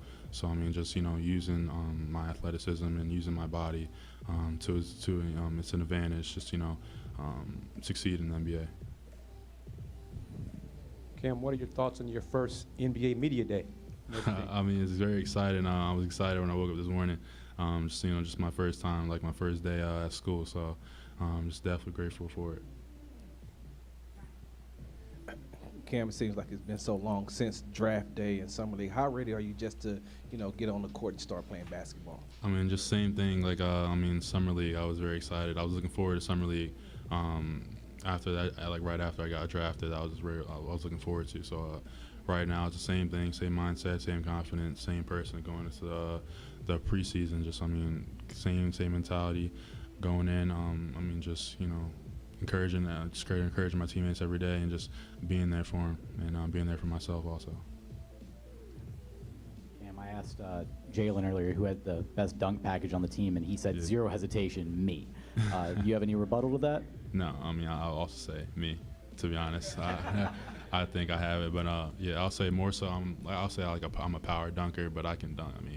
Any means possible. That's my first priority when I go to the rim is try to rise above my defenders. Cam, coming out of high school, you were one of the top recruits. Then you go to the Big East, one of the best players in the Big East. What's it like for you now coming to the NBA level where you have players who, potentially are more talented than you, and you have a lot more competition just in general, whether it's earning minutes or just out there competing on the court? Yeah, I mean, I would say back in college, I mean, I would definitely say the Big East had the toughest conference last year, I would say. So I think I would definitely got me ready for this upcoming NBA season. I mean, the guys, I mean, the Big East was a battle every game. I mean, the guys are much bigger, much stronger, much faster. The same thing as my caliber. So, I mean, I think definitely got me ready for the NBA season. Also, same thing with Summer League, too. I think that was a good opportunity for me. Just, see how NBA floor is, how NBA vibe type is. But, I mean, then again, different player, different atmosphere. So, just same mentality, same confidence going in. What types of goals have you set for yourself this season? I mean, like I said, no goals whatsoever, just to get my feet wet, make a name for myself, get my name out there, and just do whatever what the coach asked me to do, I'll do it. So, I mean, just take it day by day. That's what I'm going for. You've been in Houston for a long time now, I guess, by your standards. We've seen you out in the community helping out the YMCA with the basketball camp. Yeah. It was a couple of weeks ago. You were out throwing out the first pitch with your teammate at the Houston Astros. How acclimated are you getting to being in the city, and how has the city embraced you? Yeah, I mean, that's what I'm trying to be. I mean, the city of Houston is definitely my type of vibe, my type of atmosphere where, I mean, it's just everything around me is just, I mean, they're like a family-oriented type of city, so that's somewhere, I mean, I wanted to be, and something I'll definitely look forward to in the long run. I'll definitely keep doing, helping the kids, helping the homeless, helping churches, so I'm definitely any organization I'll be a part of, I can definitely help with the community with it. Yes, ma'am. Yeah. I liked his answers, truthfully. I liked everything he said. It wasn't like a lot of people already pointed out, like he wasn't all, I want to be this, I want to be that, Rookie of the Year, defensive MVP. He had some outrageous, I wouldn't say outrageous, but he had some lofty goals for himself, and it's like he recalibrated. I think a lot of the veterans probably got on, because when you start saying stuff like that, you get a target on your back, and people gonna come for you. You know what I'm saying? So don't make your job any harder than what it is already gonna be, being a rookie. And I like the way he recalculated and thought about a lot of his answers and his goals. Now he probably still feel like he can go out and be Rookie of the Year and do all that internally, but don't just say that out in public and and make it a big factor if you don't get it, because you're just setting yourself up for failure almost. If you don't get it, then you're like, oh, what I didn't do, I did something wrong, I didn't do this, I could have did that. Then you start second guessing, is you even supposed to be in the league, because you feel like you're supposed to be a Rookie of the Year. You know what I'm saying? So I think I like the way he calmed it down, and he's going to take it step by step. Yeah, I felt like he was super humble. Like when did he say he had lofty goals? Because I feel like he got humbled a lot when he slid, and so I was worried that getting that Summer League MVP would get to his head. Like, oh yeah, I'm all that. I'm gonna aim for Rookie of the Year. But no, he seemed really subdued with his answers today. Yeah, facts. It was after that. It was during the Summer League. He was having lofty goals. Just a month ago, he said he was going to be the Rookie of the Year. Okay, so I guess he talked to the veteran saying that, so he kind of tempered his expectations. Well, no. What I think it is, see, you know who his teammate is? It's Amin Thompson. Amin Thompson was the 4th pick in the draft. So I think it has something to do with his maturity. It goes back to his maturity to say, okay, not to say that Amin is a better player, but Amin was the 4th pick. Amin might get, Amin's going to get more minutes than him because he's the 4th pick. He's the backup point guard. So instead of me competing with my own teammate to say I want to be the Rookie of the Year, because if you watch, when we watch Amin's press conference, he says he wants to be the Rookie of the Year, which is kind of the opposite. A month ago when Cam said he wanted to be the Rookie of the Year, and Amin was kind of more laid back, I just want to see how it goes, da-da-da-da. So, like Spray said earlier, I liked Amin coming out and saying he want to win the Rookie of the Year. But now Kent Whitmore falls back doesn't want to compete with his teammate and says he just wants to play ball. Facts. It just goes to his maturity. I'm liking his maturity, man, because that's the only thing that's gonna hurt Cam. It's not gonna be his skills. It's not gonna be lack of size, lacking nothing else. Only thing that's gonna kill Cam was gonna be his attitude, and if he could play team ball, because his skills is undeniable. I mean, like I said, he was the Big East Player of the Year, comes in Summer League MVP. I mean, like, if you could run back this draft, I'll bet my left leg that he will go top 5. He will go that 5th pick where he's supposed to go. If you could run it back, the GMs are kicking themselves in the ass when they see Cam Whitmore in the Summer League. Everybody was on TV saying Cam Whitmore, da-da-da-da. If they would run this draft back, he would go where he's supposed to go, top 5. Only reason why he slid so far is because the teams that was in 11, 12, 13, 14, 15, 16, 17, 18, 19, they didn't think he was going to be there. So they didn't even work him out. They never even worked him out. So now when the teams at 5, 6, 7, 8 is passing on him, now you get Cam. So now you're saying, okay, they passed on him. And we didn't even get a chance. We didn't even work him out because we didn't even think he was going to be here. So now they pass on him. You know what I mean? And we just happen to have a second, first-round pick, and we snatch up gold, man. Not even gold. The boy's a diamond, man. He's a diamond in the rough, and I love it, man. I love it. I'm hyped. He's going to get in it. That's the best thing about the Kevin Porter Jr. news is we're going to see a lot of Cam Whitmore. I wouldn't and if he was the 5th pick, like he was supposed to be, he would be somebody's starter. Like, say if a team that was picking 5, Detroit, and they pick Cam Whitmore, if you're picking somebody the 5th pick, you want them, they're going to be on the team as a starter. So we don't even need him to be our starter. We just needed him to come fill some backup minutes. So that's what I love about it. Yeah, I'm glad he sounded a little bit more mature and reevaluated what he's going to do, because I think he does see it's going to be probably a stretch for him to make, get all that rookie of the year and all that. Especially having another rookie on your team, and then you backing up a backup, almost like he's second, third string. So I'm glad he ain't setting himself up for failure like that. Let's go to Dylan Brooks. Hey, Dylan, just a big part of this offseason was you coming to Houston and you getting to spend some time with Coach Amy Udoka. Just with how you guys align on defensive principles, how do you plan to implement that with guys in the roster for a team that struggled defensively for the last 2-3 seasons? I would say just being the second voice. You always need, a second voice after the first voice, commands it. And then, me, I'm going to do it. I'm going to do everything I can on the defensive end. If it's guarding the best player, diving on loose balls, getting physical with another player or whatever. I'm about all that. You've played against the Rockets a bunch over the last few years. What did you make of them from afar, and what have you learned about this group since you signed? I love the group. A lot of young talent that knows how to score the basketball and is almost relentless trying to score the basketball at like all levels with Alfie and Jalen and Jabari really doing a lot of the scoring. But they didn't know how to finish games. They were in a lot of the games, battling with whoever, or LA, Clippers, it doesn't matter.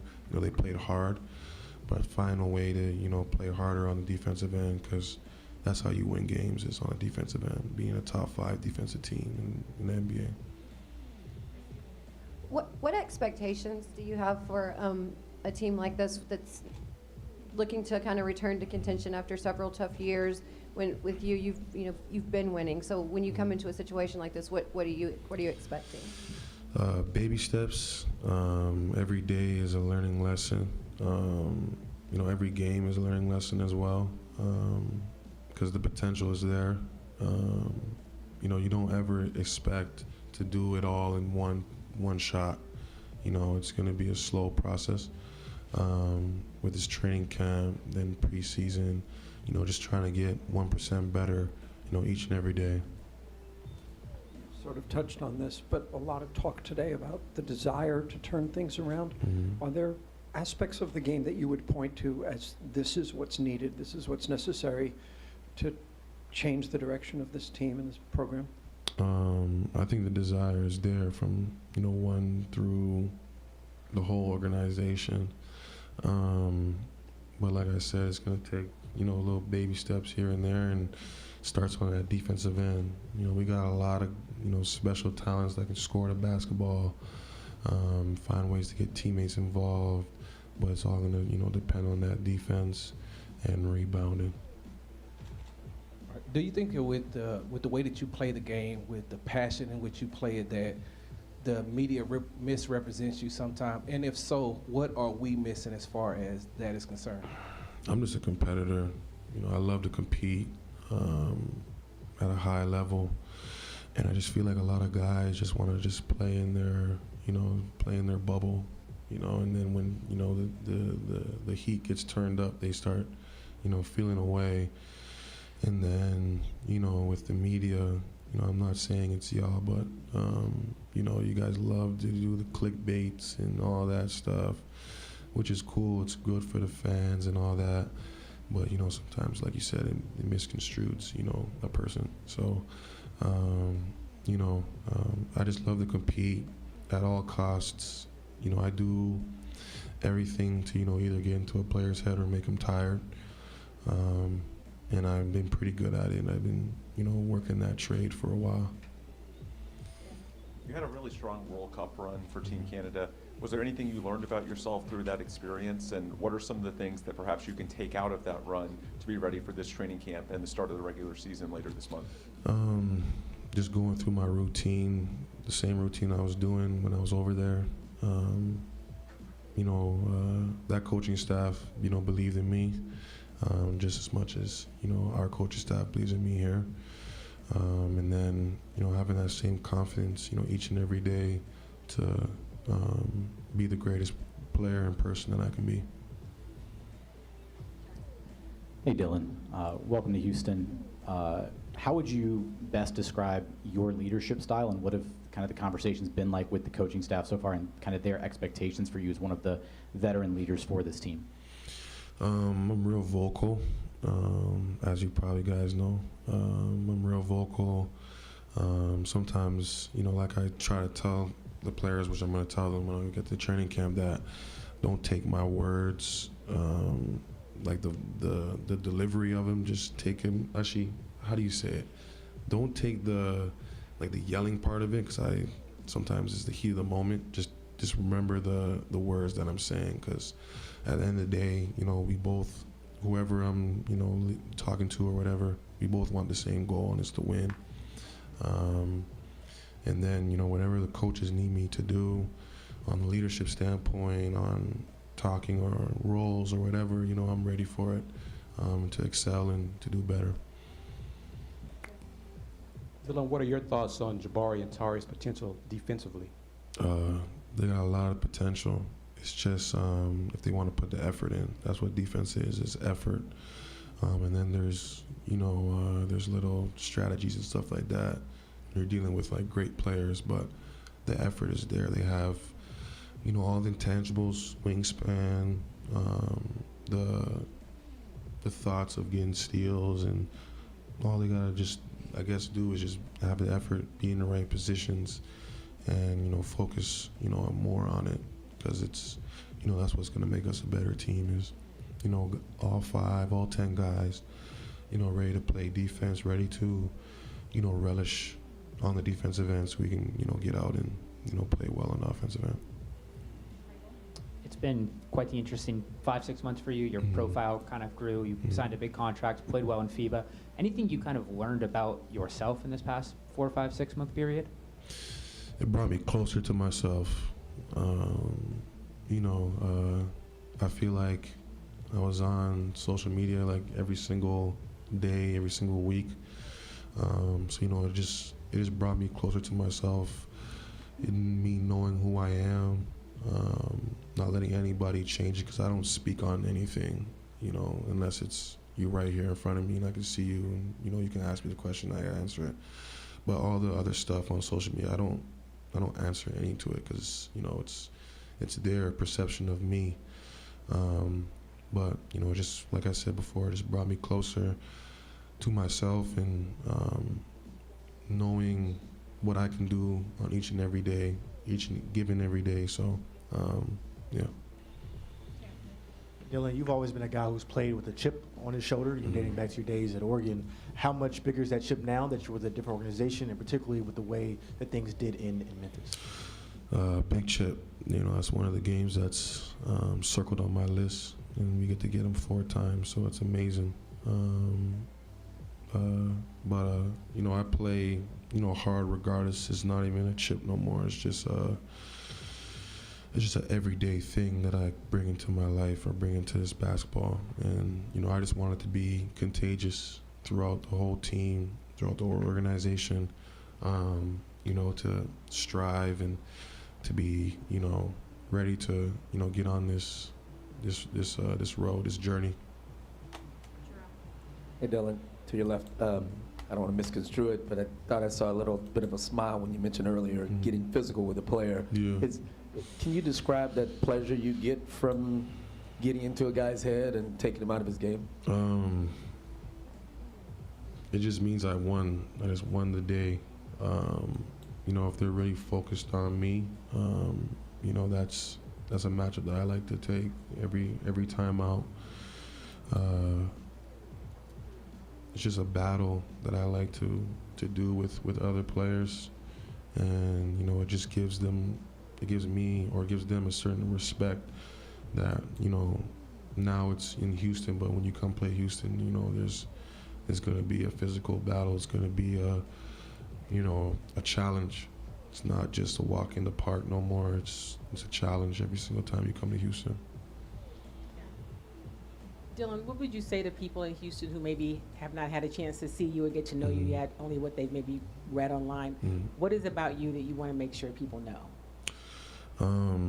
One, that, I'm big on the youth, building the youth up. Me, I'm just a chill back, laid back guy who is, a giver, wants to give back.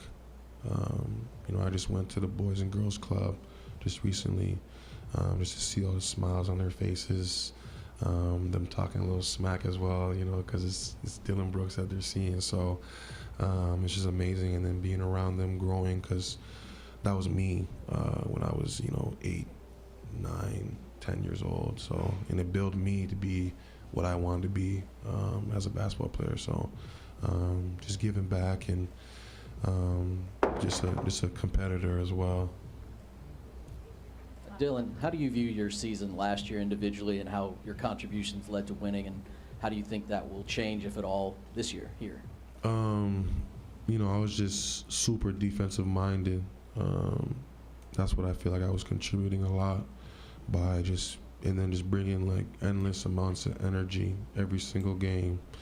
For me, it's not a long season. For me, like every game is like a championship game. Like I just get so revved up for it, and I just get into this persona, which you guys call the villain. The persona of me just being so locked in, ready to play. But what I'm going to bring to the table this year is a little bit more better on the offensive end, better shot selection, being unselfish, and then just leading by either by vocal or leading by example. Just being in early every single day, getting my work in every single day, doing a little extra, so my body and my mind is ready for the season. Thank you. Thank you. Get ready for training camp. All right, that was Dylan Brooks. I liked a lot of what he said. I liked a lot of what he said. He don't take no games off. He's very focused, very defensive minded, and I think he realized where he kind of went wrong in Memphis a little bit. He mentioned shot selection and passing the ball, not being a ball stopper. And I think that'll be big, and we seen he kind of did that in Canada, and he said he wanted to keep the same routine and keep the same type of game that he was doing in Canada and bring it here. If that Dylan Brooks shows up, like I always said, we got us one, and we all know what he's gonna be defensively. So I'm sold on Dylan Brooks as far as what he's saying and what I think he can be. Now all he got to do is come in and do it, and I'm good. I'm good with him. Yeah, I'm sold on Brooks too, man. I'm sold on Brooks. I didn't like the pickup at first. I ain't gonna front. I was kind of one of those like, damn, not Dylan Brooks. Fuck Dylan Brooks. I hate this nigga. Da da da da. Yeah. But the thing is, he got a bad rap out of Memphis, man. He took the whole fall out of that game. Yeah, he called out LeBron. Da da da. But that's what he's supposed to do. That's his game. To take the best player out of this game, get in his head. That's his game. But the team didn't back him up. You know what I mean? Memphis ain't come to play. They didn't back up his shit. I mean, he didn't back up his shit really. He didn't hit no threes, but he played his defense. He did play defense. He didn't knock no shots down, but he took all the heat off that. You know what I mean? The team didn't back him up. He did what he was supposed to do. He called out the best player, and Brown gave it to him. Props to Brown. But that's his game. You know what I mean? You can't take nothing. That's what he do. He's gonna call out the best player. And yeah, you're not supposed to, wake a sleeping dog. But at the same time, man, if that's your mentality, you a dog, and that's what you're gonna bring, then bring it. The team got back you up though, and the team didn't back them up. And the GM and the coach, they just put that whole misery playoff series. I think they didn't even win a game. I think they got swept, right? Nah, I think they won one. I think they won 1 or 2 games. No, Okay. I think they won 1 game. I think they won 1 game. Yeah, and they just put it all on Dylan Brooks. You know what I mean? To make the GM look good and the coach look good, they just put the whole downfall on Dylan Brooks just because he made that one comment about, LeBron and shit like that. But that's what he's supposed to do. He's supposed to get the best player ahead. That's his game. But the team ain't back him up. He ain't hit his threes. And here we are. I have a question on this situation. What's so up, Dylan bro? Brooks called out LeBron. Who on Memphis is supposed to guard LeBron? Because it wasn't going to be Dylan Brooks. He's too small. It's definitely all gonna right. I mean, I think he was the only one that was equipped too. Yeah, he's the only one with like defensive. Was it? No, okay. So they're at a loss, and no one else can guard him because Dylan Brooks is too small. Am I right? Oh, he's 6'7", 230. I mean, Bron, what, 6'8", 240? Man, put it side by side and compare them. No, Bron. LeBron's way bigger than his ass. But he's not that much bigger. He ain't that much bigger. Inch shorter. I mean, who else is gonna guard him? Jaren Jackson? Well, anyway, so that okay. So that's my point. LeBron don't have many years left. I think Dylan Brooks is going to be a very good player and influence, defensively influence on our team. Defense, definitely defense. Him and plus Udoka, man, I'm telling you, we're gonna be top 10 in defense. Then we got defensive players like Jabari is a defensive. Jabari and Tari, I want to see them learn from players. Amen is a defensive player. And as long as you hit a 3 every now and then, at least 40%. He's efficient with it. Like, Team Canada, Dylan Brooks, then we're good. Yeah, that's all I want. Team Canada, Dylan Brooks, and I'll be happy because he ain't doing too much. He's doing just enough. He's in his role. He's doing what he got to do and not taking shots away from others. And getting hot every once in a while from 3. If he can shoot them, if they're going to leave him open, he can It's just like Jabari could do the same thing. He may play good defense 9% of the time, but there'll be that one game where he scores like 50 points because he's just hot. And everyone else is playing defense. You know what I'm saying? Yeah. That can happen with him. Yeah, what I liked about what Dylan mentioned, one thing that I was keying in on was something that our other players had also mentioned. Ari and Jabari was positioning.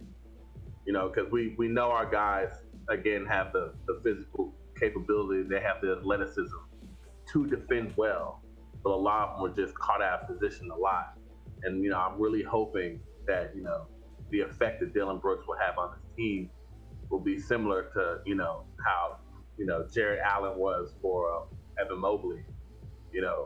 Just will be able to also not only just help, Tari and Jabari be better defenders, help Jalen be better defenders, but also help Alp like get in better position so that he could also shine or be put in the best situation where he could stand out as a defender as well.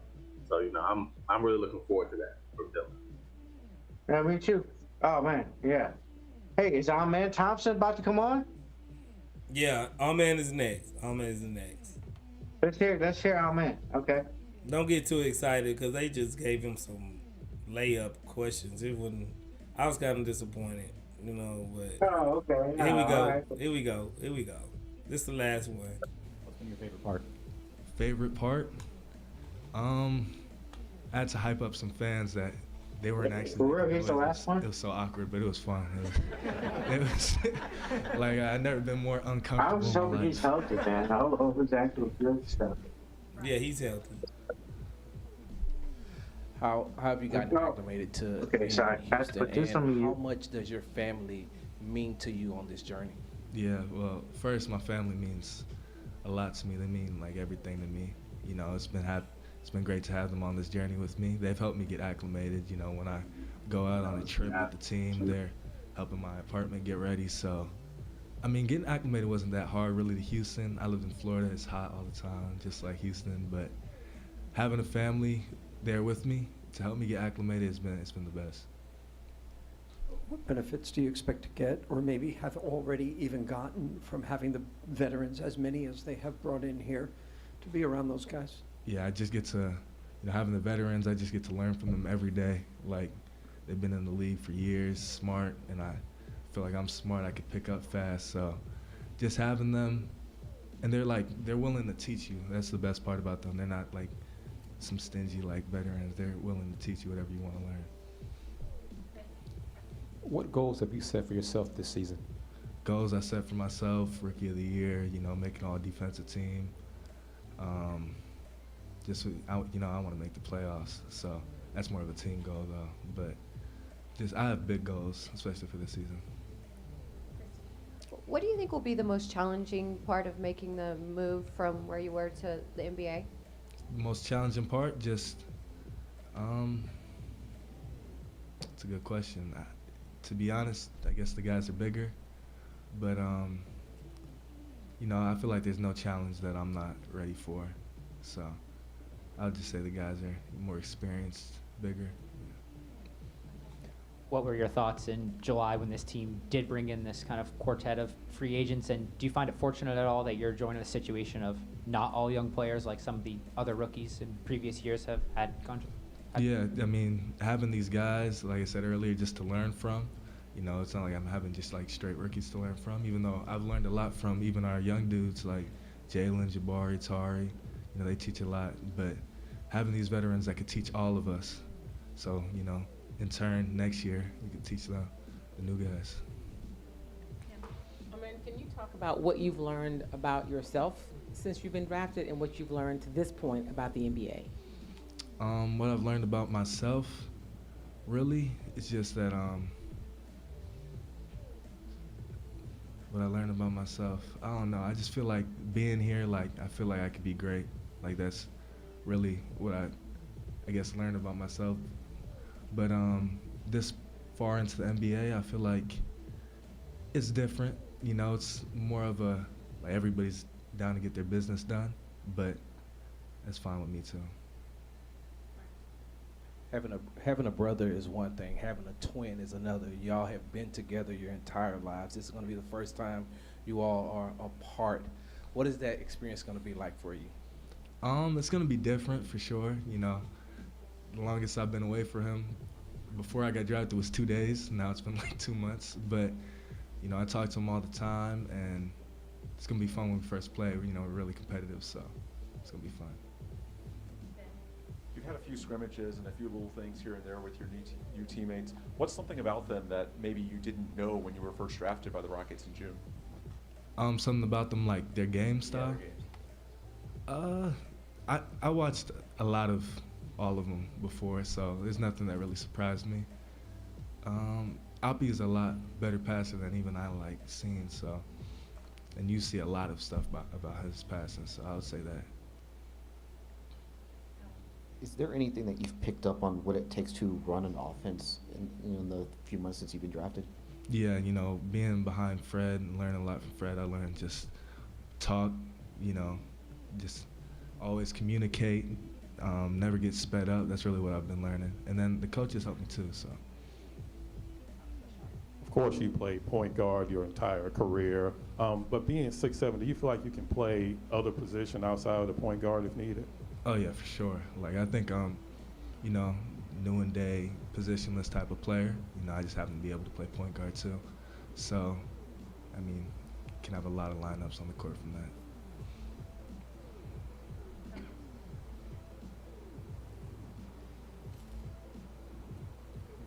What do you think about just the group? We talked so much about the veteran side. You mentioned a little bit about the younger players. It's a huge group of younger 19, 20, 21-year-old players you're going to be growing with.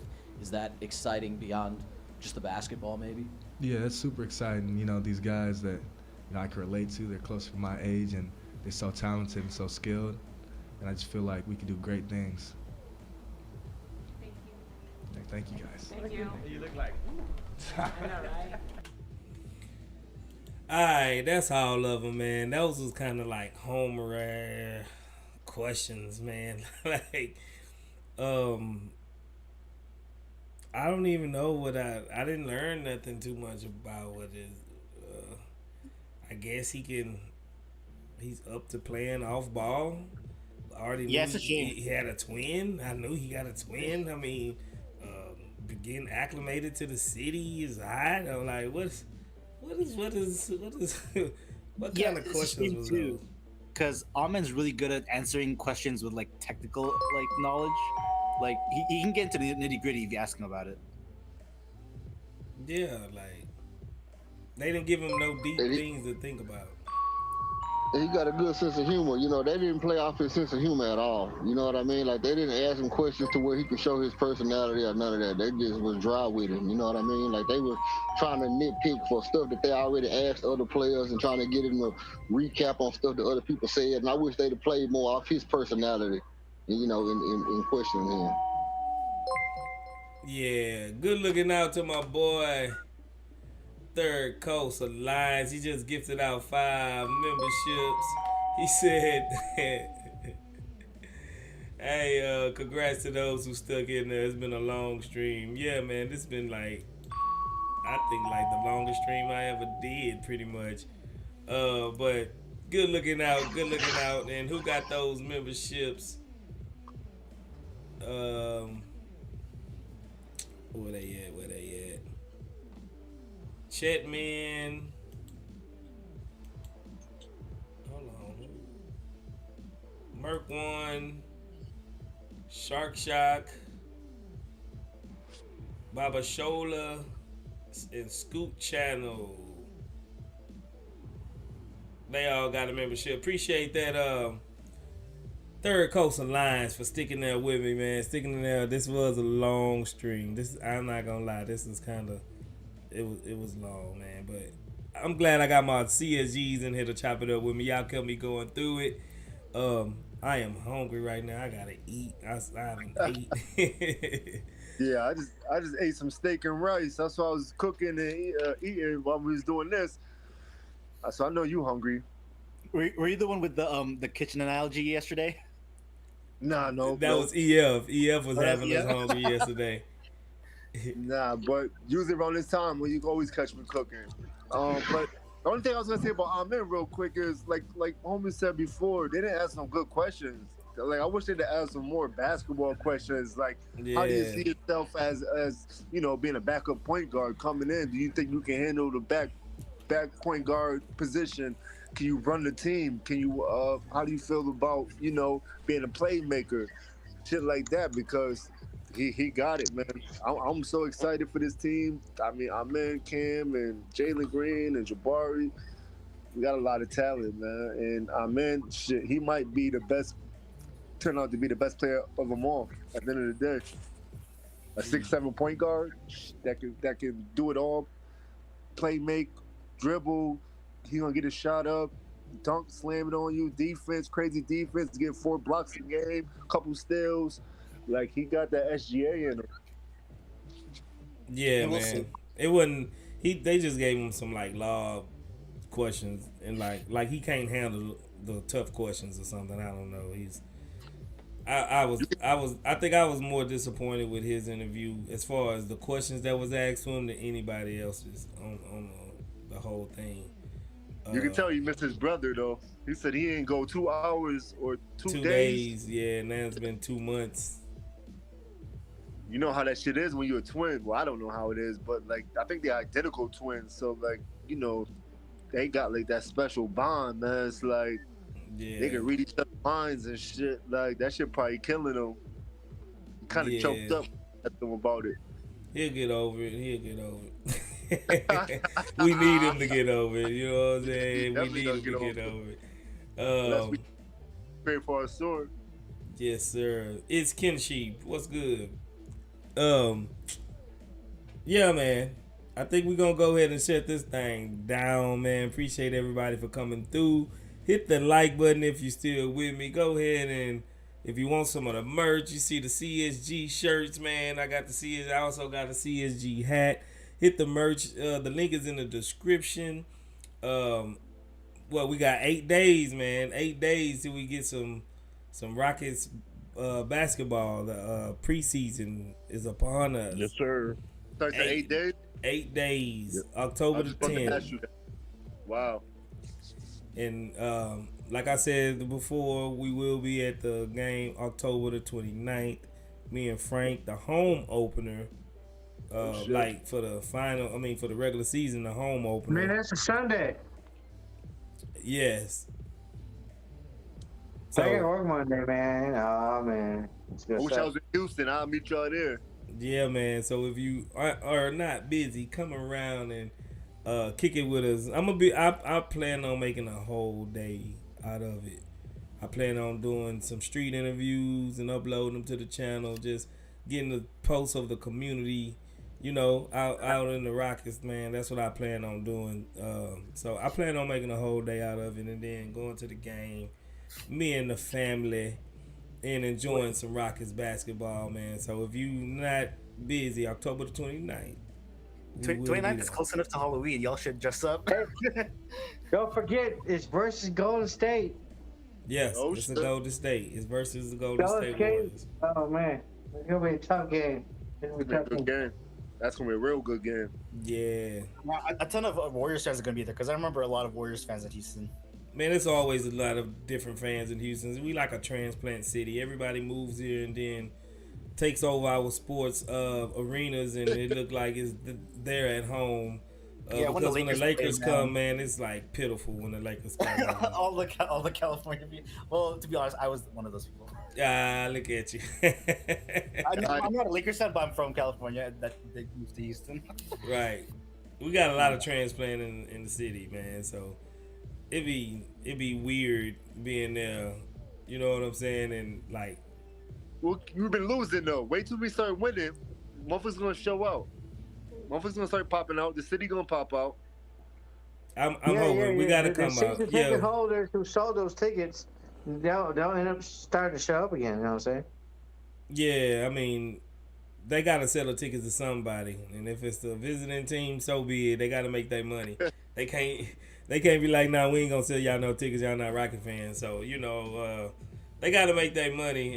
Devin 85 says we doing a post pregame for the first preseason game. Yes, I'm not sure about a pregame, but I know I will do a postgame if I'm off of work early enough. I might do a pregame.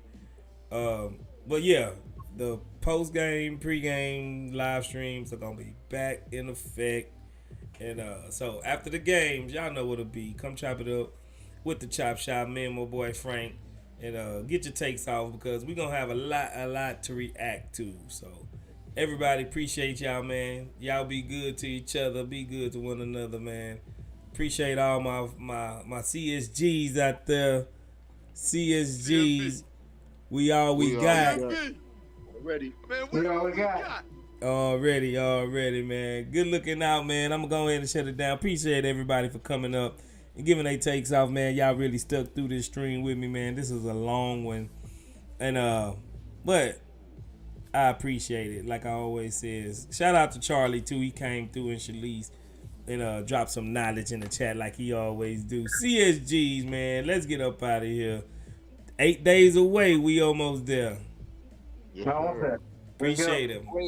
All right, Brown Xmas.